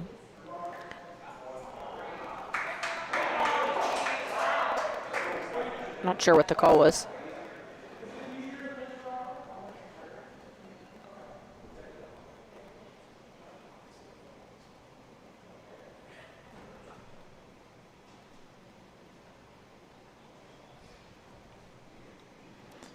Last ball of the frame. Oh, no. Oh, he sells it. There was the danger. That ball came out a little too far to the right. Clips the right side of Paulino. And the Butchers score again. It's 2 frames in a row where the Billy Goats had a point and balls back and sold it. Fulton Market Butchers brought to you in part by Goat Coats, custom reversible jackets made from sports jerseys. Each coat is one of a kind, designed to showcase your favorite players, teams, and personal style. Check them out and see how your favorite jersey can become your new favorite jacket. GoatCoats.com. Going to be important here for Billy not to let that get to him. Saw that happen to, I feel like, Alex in the first game. Just got in his head. It's a beatable ball here for Billy, about 3 feet. Vito's going to be okay with that ball. Not going to love it, not going to hate it. He might love it. It's kind of an in-betweener ball that you're not going to shoot this ball, probably. You know, the angles always look, and the distance always looks slightly different on the court that it does, especially with these overhead views. That's a ball Billy can beat every day of the week, though.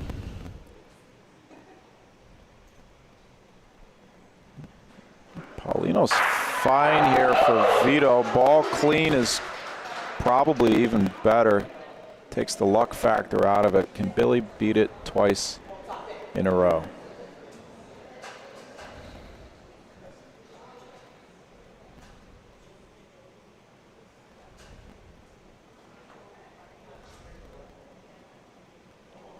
This ball's good if it reaches, and it's gonna reach.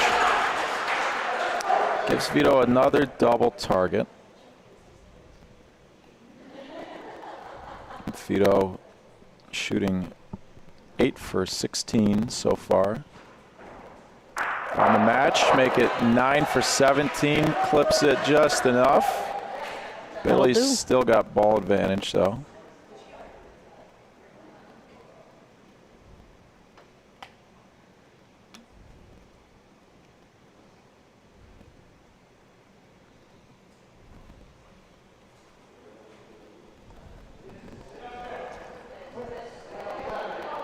Billy stripping 3 times in a row. And Vito probably just has the point here, especially with an 8-2 lead. Oh, he's going to shoot.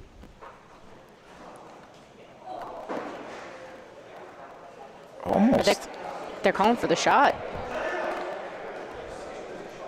Billy can shoot this. They have second. They have third point at least. Not sure if they have fourth. See if he goes with a stick shot. He might not have to. He's got a lot of space to stick around even on an underhand shot with these slow courts. And a miss. Well, at least they scored. One's still good. Thank you to Billy Goat Tavern for sponsoring the Bucktown Billy Goats. It all began in 1934 when Billy Goat Cyanus founded his tavern. It immediately became a favorite home of Chicago journalists who helped the legend continue to grow. From the infamous curse on the Cubs, the classic SNL skit, cheeseburger, cheeseburger, cheeseburger. The tradition lives on. Butt in anytime and catch CBL matches live at the Billy Goat Tavern all season long. 8 locations throughout the city and the suburbs. BillyGoatTavern.com.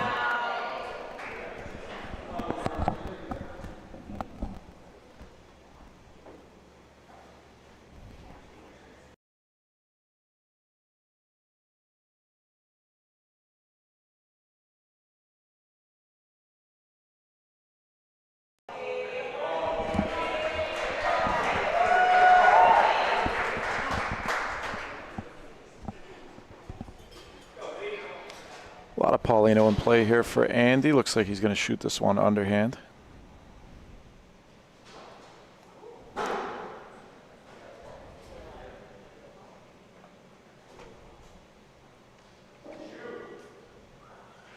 It's only Andy's second miss on the night. 3 for 5 now. Neither team is neither team playing very well in this match. Both teams below their season averages. Yeah, that first game was so electric. I feel like this has fallen a little flat. They're all better players than what's going on right now. The difference in this game has been the Butchers pointing. Yeah, Lauren's been spot on.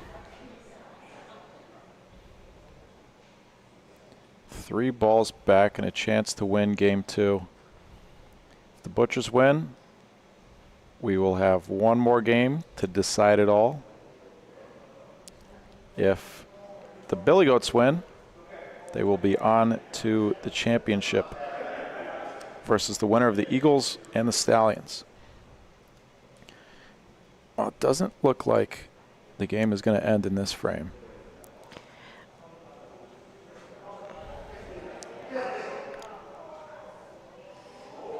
Oh. Is that a sell? It is, but now it's open for him to stick shot that for 4, so. That is a somewhat crazy call. But all right. I'm here for it. Patrick Gersmeyer. That works too. Gets his own ball, gets a nice little ricochet on the other team's ball. That's the target that he's shooting there. That's a good miss. He's got a, and that might be a hit. He might be putting his own ball in play there. He has to hit the way that, from his perspective, the left side of the ball. He has to hit the left side of that ball that he's shooting at. If he hits the right side and sticks around, it could move Paulino, and the Billy Goats could end up with 4 points there. I liked the call. Good execution and a good result there for the Butchers. Well, last game we saw a comeback from the Billy Goats. They were down 9-1 and then 11-4 this game. They find themselves in a 10-3 hole. Do they have another comeback in them? Billy Strippick. This crowd has been so quiet in between shots. It's so tense. It really is. There's a lot of tension. Such high pressure for these players. The quarterfinals games were so fun. There was a lot of noise, a lot of action.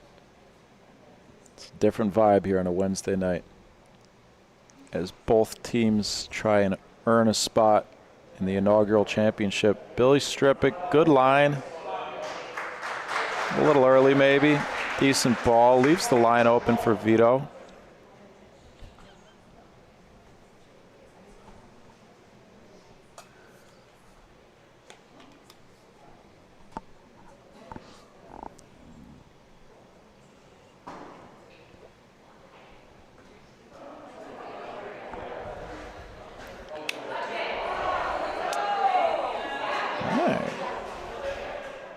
Fortunately for Vito, caught a good amount of Paulino there, made the point. Third ball on the way for the Billy Goats.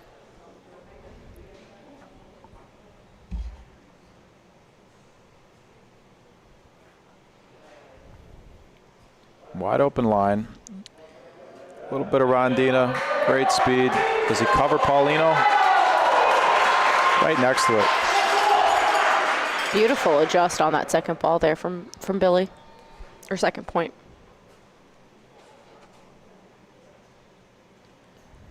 Still ball advantage for Vito. He'd like to get this to go clean. I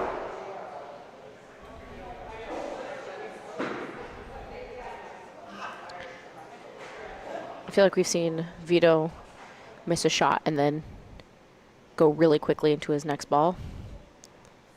Good to see him kind of take a beat here before rolling.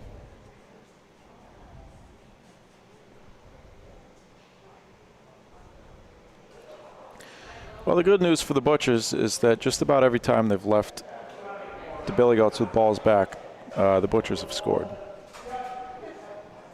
I don't think that'll happen here.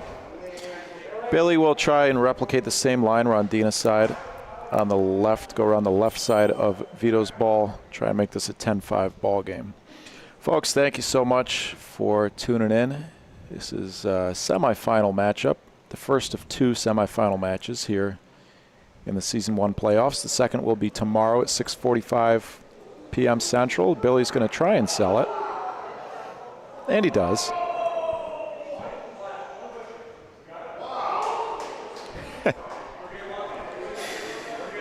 Not much you could do besides laugh there. See the Billy Goats? Maybe easier for me to laugh than it is for them right now. Uncanny. Maybe Cranium AI could have predicted that one. Securing the AI revolution with a purpose-built platform for AI governance and security, Cranium.ai. Thank you to Cranium for sponsoring the Fulton Market Butchers. Well, the Butchers are 1 point away now from forcing a Game 3. Again, as I started to say, we'll be live again tomorrow at 6:45 p.m. Central for the number 1 seed Eagles versus the 4 seed Highwood Stallions. If you're not subscribed to the BBN, please subscribe so you don't miss any of our upcoming action from both Ohio and Chicago, as well as all the tournaments that we travel to. If you haven't done so yet today, please click the like button. Andy Zimmerman, Paulino to the right, ball to the left. Good hit. Not the break that he was hoping for, but sometimes a hit's a hit. That was game point sitting there, so critical hit for the Billy Goats.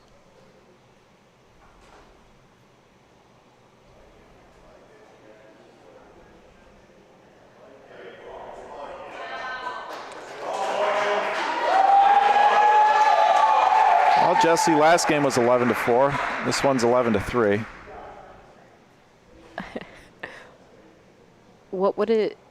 I can't do the math fast enough. Without the cells, what would we be sitting at? 8. Well, it happened in at least frames, so at least 3 frames. So it should be... Andy with a great result 8? there. It should be something like 8-7, 8-8, Yeah. something like that right now. The Billy Goats could easily be winning this game. Yeah. Not by much, but For sure. Could easily be a 9-8 game. And you know that's going through their head there. It's one of the challenges of playing the sport. It's such a mental sport, especially with all the pressure of everybody standing around, thousands of people watching from all over the world. People watching, bars all across the city of Chicago, all across the country. We got our partner bars out in Ohio. And it's got to be hard not to feel the pressure. And that's just on top of everything else that there is to think about. Patrick, a little early on the Rondina. Goats maintain point, and the hammer swings back. Double hammers here for the Goats, which means the Butchers will probably score. Yikes.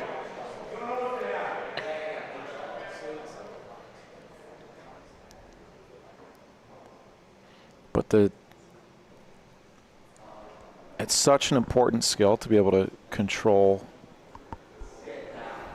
be able to handle the mental aspect of the sport and be able to do things like forget bad breaks and bad mistakes and just focus on your next ball.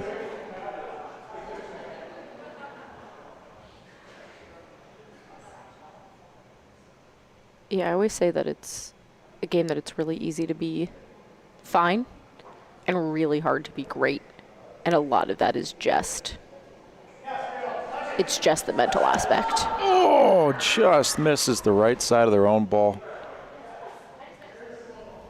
Ball's back, Jesse. Another frame of the ball's back for the Billy Goats. Maybe they see 2 here. Can they get 2? Yet to score more than 1 in a frame this game, after closing out the last game with 8 points in 3 frames. Good speed here. Oh, no, it's gone. 2 balls back. Well, at least they scored a point.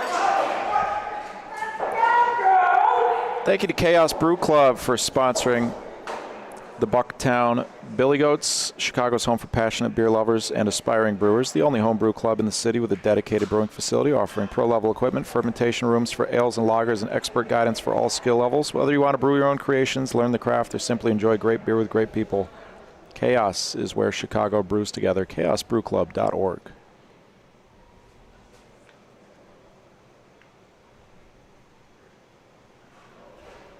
All right.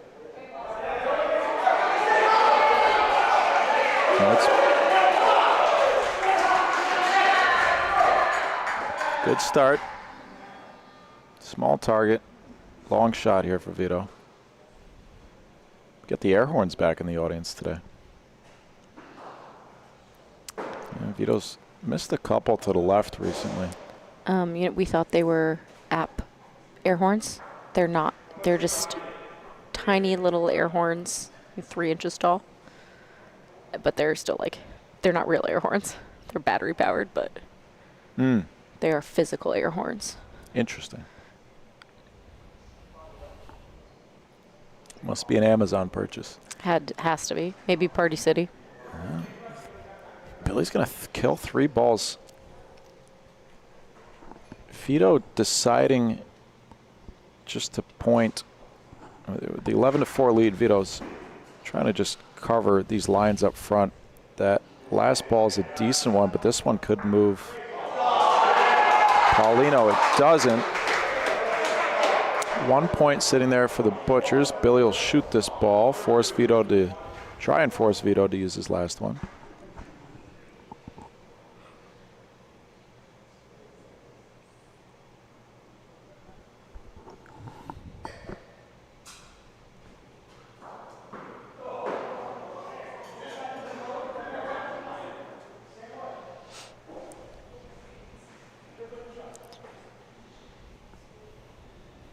These two teams are shooting a combined 31 for 51.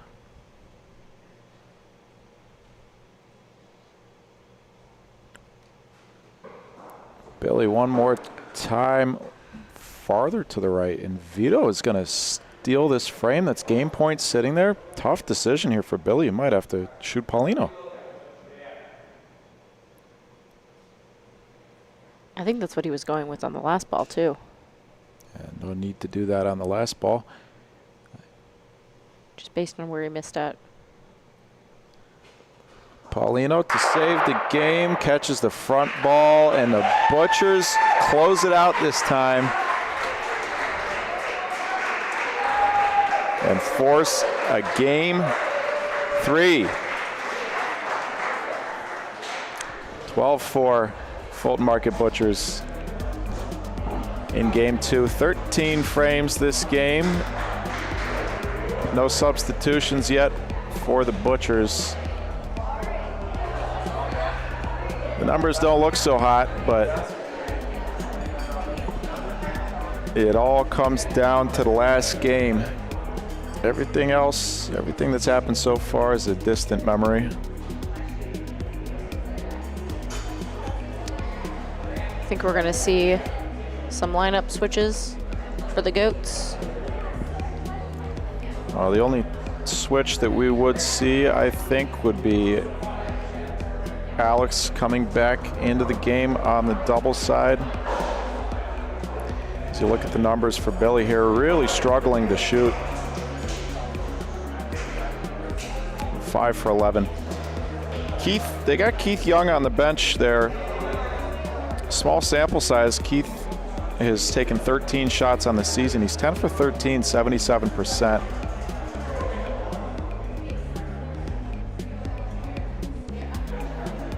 I would be surprised to see anyone go into the game other than Alex.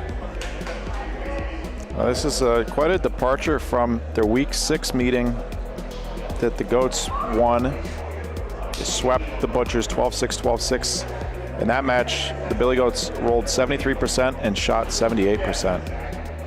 And they are over here on the bullpen court. Can you repeat those numbers again one more time? Those last ones, I missed it. In Week 6, in their sweep of the Butchers, the Billy Goats rolled 73% and shot 78%. And they are nearly, on average, they're 20 points below those averages. They're looking at the stats right now. A few of them.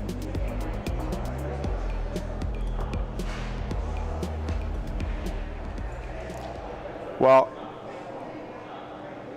we've seen a couple quotes.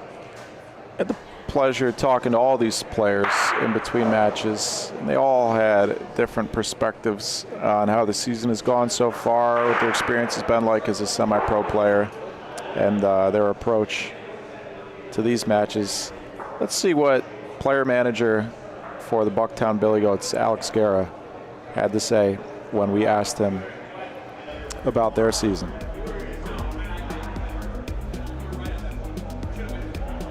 We asked him, how unique has this experience of being a player manager been for you, Alex? How have you learned to get better at it over the course of this season? He said, it's been a trip, I'll be the first to admit. Wearing so many hats this season sometimes made me lose focus on the team manager role. I think there's still a ton of room to grow in this role, but I will say I like the way we handled team practices. They were thoughtful, structured, and made our team stronger and stronger as the season progressed. Also, while I honestly didn't have much desire to play singles, the switches led to 3 out of 5 match sweeps, and just as importantly, Mario has crushed it as designated captain. I also asked him, after fighting through a regular season that was at times disappointing, how much does it mean to you to bring this team to the championship on Saturday? Here's what he had to say. He said, it would mean the world to us. We're the most Chicago team in the Chicago Bocce League. So we stand for Chicago. We represent Chicago. Getting the club here was step one, and while we have no doubt that'll lead to tons of long-term success, fast-tracking that with a Season 1 chip would feel pretty damn good. What do you think of that quote there, Jesse? We're the most Chicago team in the Chicago Bocce League. We represent Chicago. They are the most Chicago team in the league. And they're only team where all of them live in the city limits. Everyone has a 606 area code on that team. Zip code? Zip code, sorry. Yeah, you saw it in those player intros. How cool are those player intros? They're pretty great. They're pretty darn cool. We also spoke to Andy Zimmerman. Let's take a look at what he had to say, John.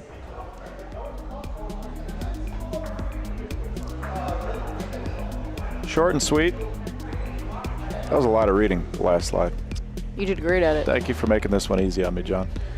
Doesn't matter who we play or how many times we've faced off going into this third matchup of the season versus the Butchers. All that matters is getting the job done, says Mr. Zimmerman. Winning the league has been our goal since day one, and making the finals is simply the next step. Our greatest opponents are ourselves. Andy Z, 2026. He's been saying that one for years. I don't know if I don't know if you can quote it in 2026. It's one of his go-tos. He said it again in 2026. Yeah. We got a couple more minutes, and then we're gonna have a game 3 here. The crowd is refreshing themselves. Folks, we appreciate you so much for tuning in. You can vote for the Season 1 All-Stars as well as regular season MVP at ChicagoBocceLeague.com. You can also follow that QR code on your screen there. Fan vote will count for 33% of the total vote, along with player vote and the media vote. You get both. You get a player vote and a media vote. And the general vote. I've been voting. Maybe I shouldn't have been. That's fine. Chat, what do we expect to see in Game 3? Who wants to see the Butchers win? Who wants to see the Billy Goats win? Who thinks that they got a prediction for what's going to happen? Are we going to see better rolling out of these teams? Are they both going to pick it up? Are they both going to falter? Both teams below their season averages in both rolling and shooting. Fulton Market Butchers just about at their season average with rolling, actually slightly above it, but struggling at times. Lauren McDermott really picked it up towards the end of that game too. Absolutely. I was just say I would love to see both teams, all 6 players doing their best.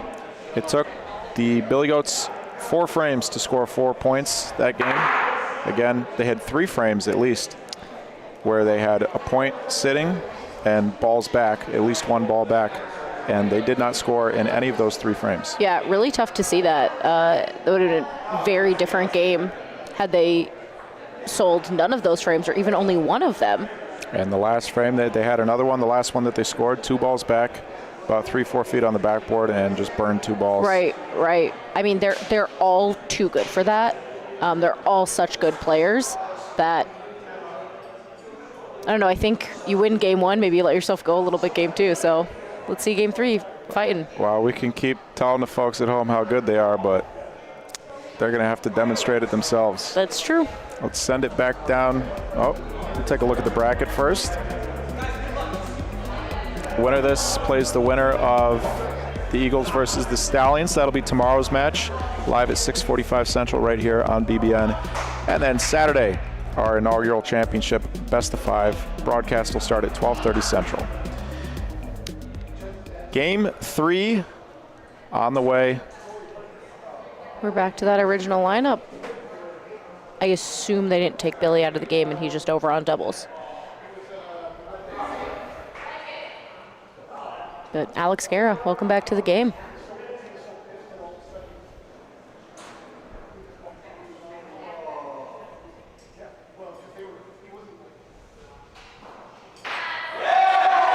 Alex Guerra, welcome back indeed. 1 inch point, 73 feet down the court. I expect a little Rondina shot, I would think, here from Vito, the way that this ball is situated out to the right of Paulino. We'll have your scoreboard ready for you in a second, folks. Vito Bonsante and a little ricochet. 2 great hits, 2 great breaks.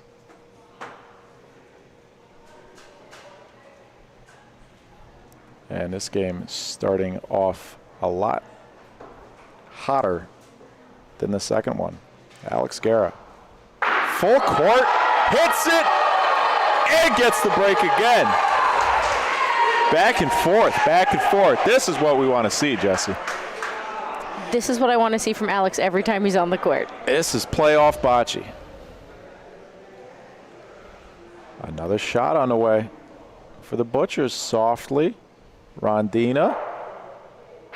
Paulino. Butchers maintain, or Goats maintain the point.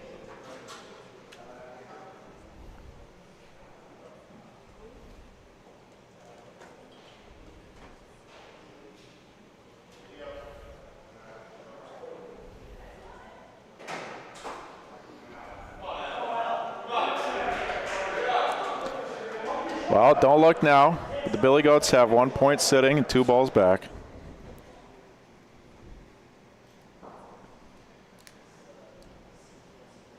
This would be an impressive sell.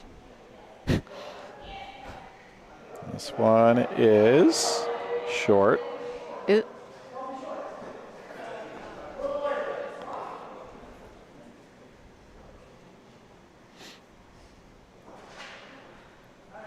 That one's not short. Well, definitely don't want this one to be short. Speed looks perfect. He's going to beat the point on his own without even touching anything.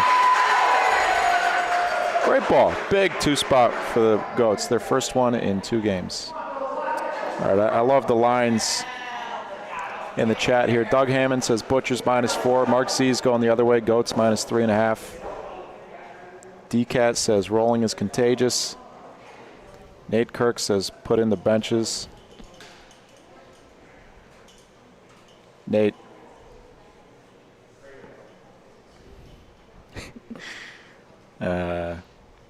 Fun call. Do it. Sure, Game 3. Clear the benches. Season on the line, put in the benches. Why not? Billy Strippick, big target here for Patrick. Expect him to shoot this ball. Sean Tovson tuning in from Thailand. Hey, Sean. Everyone's going to Thailand.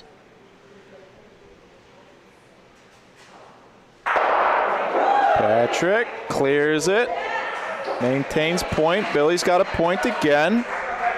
Back to our starting lineup for both teams.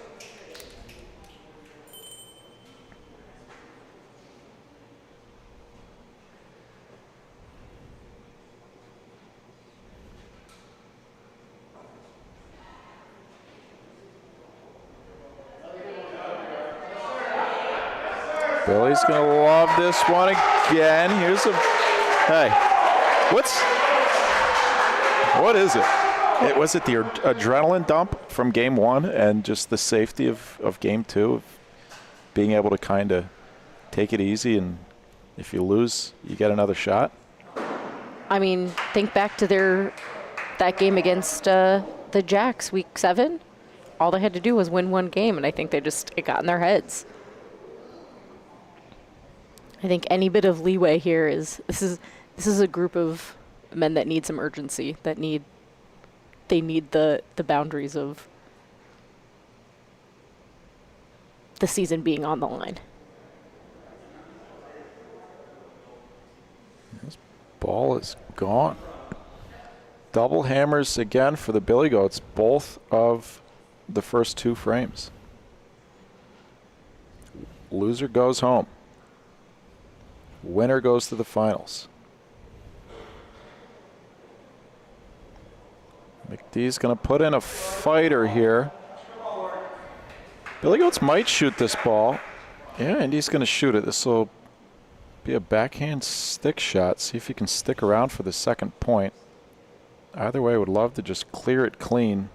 Andy Z hits the back one, keeps his ball in play. Does it come back up for the third point? No, it doesn't. This will just be a point here now with the last ball.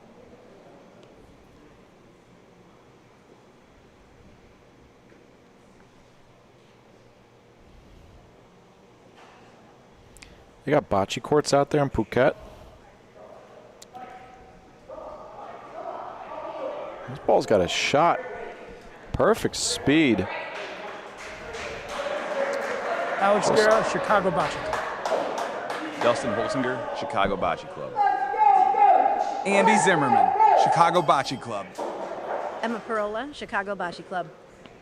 Keith Young, Chicago Bocce Club. Mario Dado, Elmwood Park.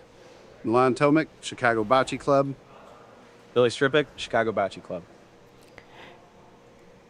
Good to see on that last frame, Andy putting in a safe point. No risk of selling. Keep the Polino. One's better than a 2-point swing there.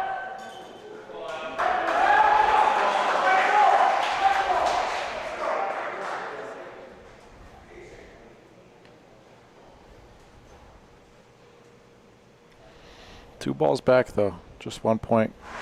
Great defensive ball from McD with the last ball. Left the line open,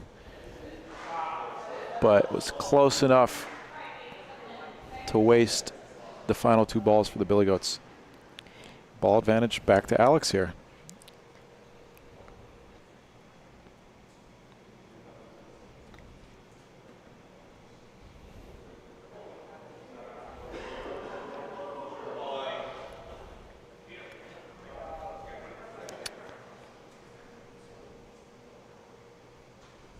Just a little bit short on that one. It's nice of you to say. That it was just a little short?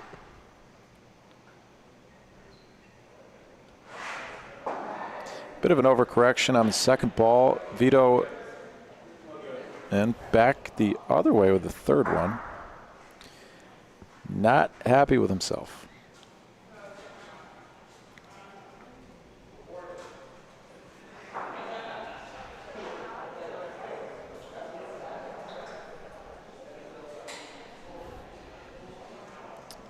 Timeout Butchers. The bench looks a little forlorn. A little bit. Things have been out of their hands so far. Special Agent Rob Schroeder and his sentient clipboard on the court. I think he needs like a animated. If we could do like a 2-minute animated short story with Special Agent Rob Schroeder and his sentient clipboard. I would literally never not be watching that. It'd be on a loop constantly. More Rob Schroeder content. Vito's going to like that he blocked the wall sideline a little bit here. It's a little bit up front. Alex probably just sneaks in between. Probably goes wall side early enough to get around the left side of that last ball from Vito.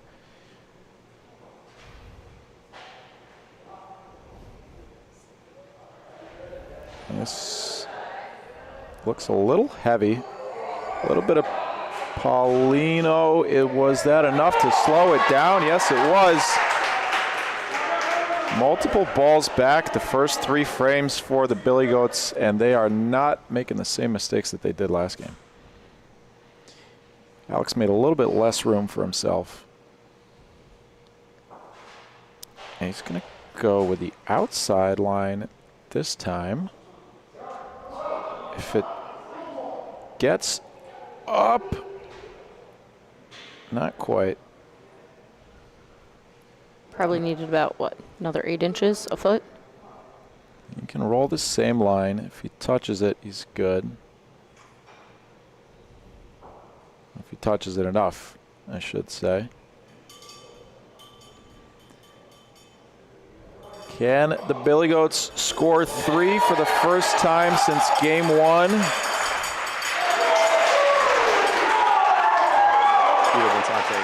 Walk out. Laura McDermott, Chicago Bocce Club. Rob Schroeder, Chicago Bocce Club. Patrick Gersmeyer, Chicago Bocce Club. Sean Tofson, Log Cabin. George Guzmanis, Log Cabin Bocce. Alessandra Ventola, Chicago Bocce Club. There's your Fulton Market Butchers roster. The Bucktown Billy Goats, 6 points in 3 frames. This game is winner take all.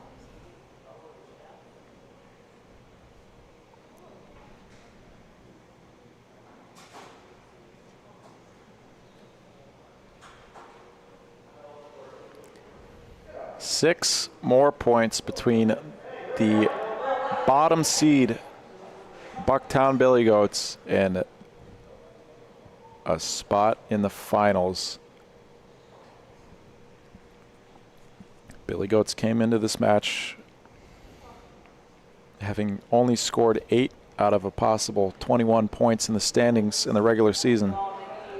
3-4 match record, including 2 wins over the Butchers as McD sneaks around for a great point. Big target here for Andy. 6-9 game record, regular season for the Billy Goats. 4 of those wins were against the Butchers. Andy, cross court, underhand, wide right. He is getting closer and closer to that line with every Rafa. To a foot foul? Tonight, yeah. Billy Goats an abysmal 12 for 22 shooting. Butchers not much better, 24 for 41.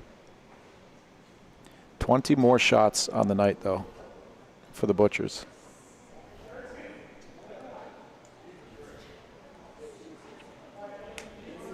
And Billy Goats are faltering big time in this frame. 3 balls back for the Butchers. Great ball from Lauren McDermott to bring out the last 3 for the Goats. Gotta cover Polino here. Or just, you know.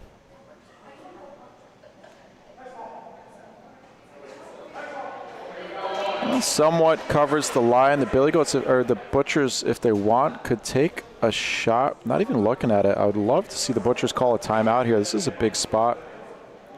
And they are looking at it now.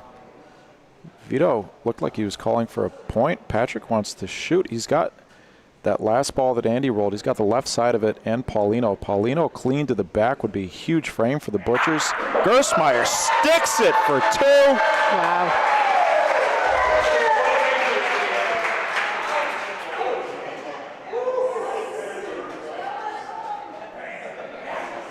Huge hit for the Fulton Market Butchers. 2 balls back, a chance to score 4. Not an easy line, but if anyone can do it, it's Lauren McDermott. Does this ball clip the inside? It doesn't have to. What a ball.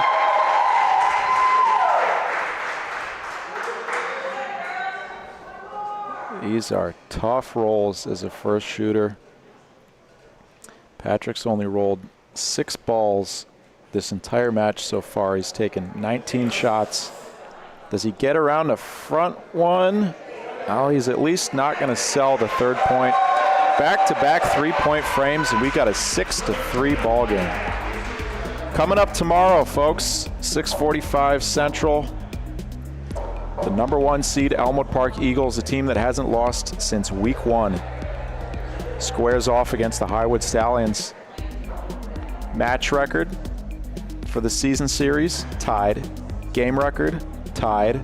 Point differential, +2 Highwood. The Stallions are the only team to have beaten the Elmwood Park Eagles this season.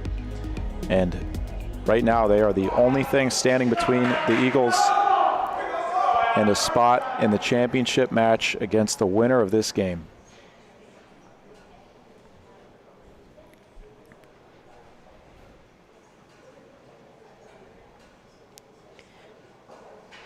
Vito's already shaking his head.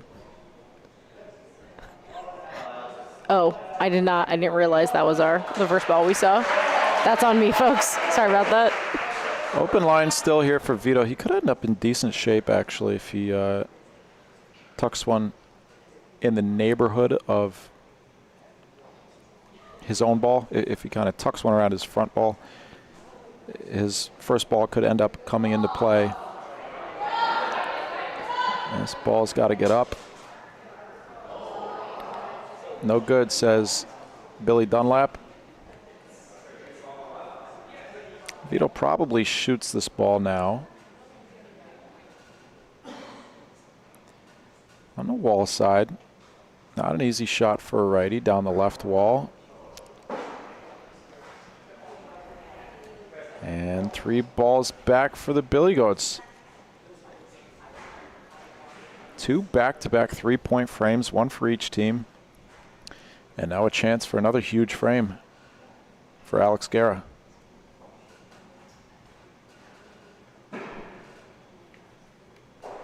This ball's gone, Jesse.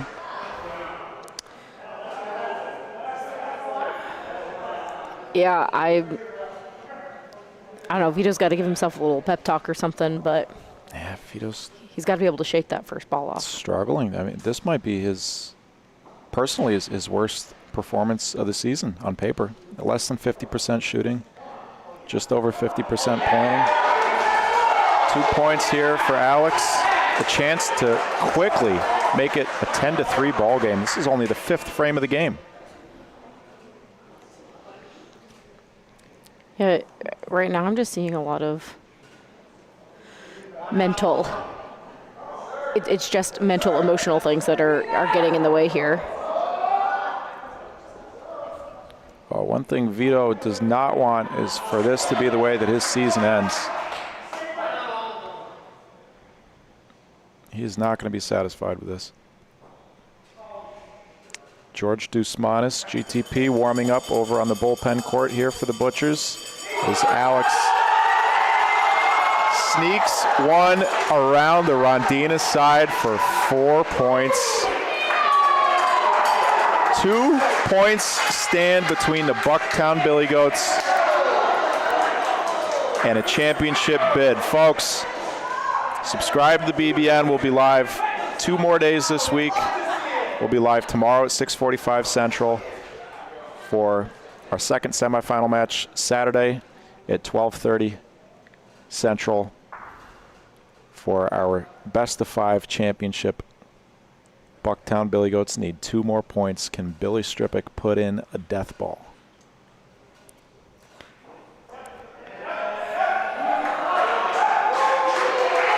He sure can. Jesse, that's what we call a death ball.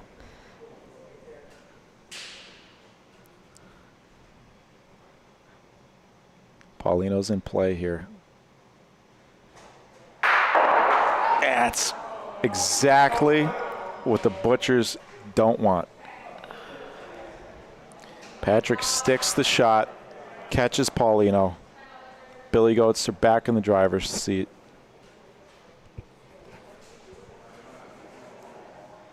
After a beautiful stick shot in the last frame.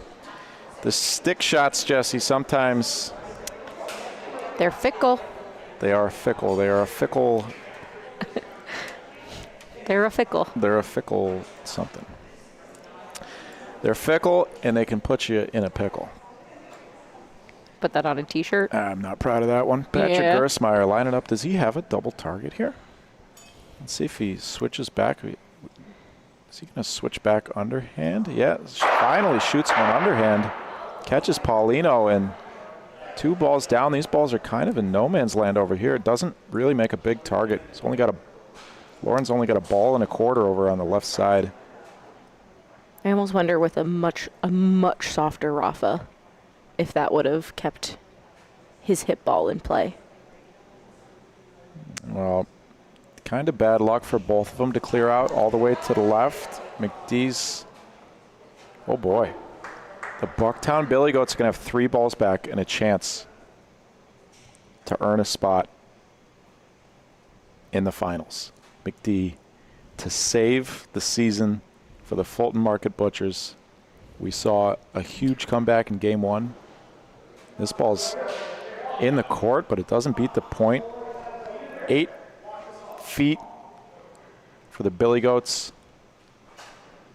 Billy Strippick to send them to the finals.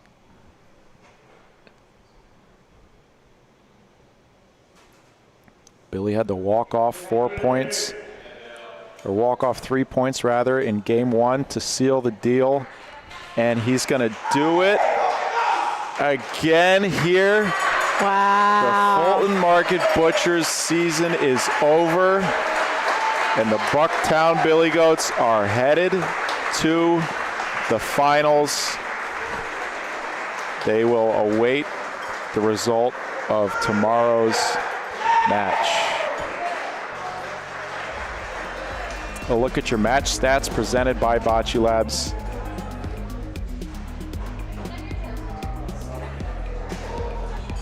No substitutions for the Butchers.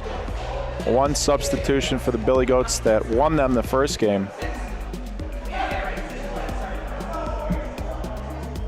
Then they switched back to that starting lineup and closed it out in just 6 frames. Wow. Bucktown Billy Goats are championship bound. Folks, you'll be able to vote for player of the match following the match at ChicagoBocceLeague.com. Who are your nominees, Jesse? For player of the match?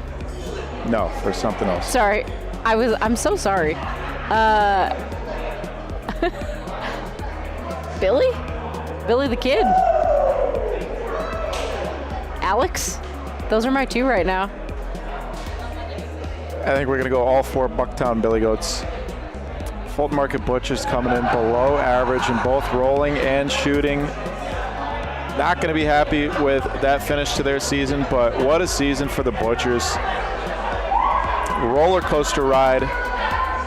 They win the South Division. They will always hold on to that historic inaugural South Division pennant. Earn themselves a spot in the finals, or in the semifinals rather. They'll finish tied for 3rd. But only 1 team survives this match. It'll be the Bucktown Billy Goats on to the finals versus the winner of tomorrow's match. Let's get a word from Billy Strippick, please, Jesse.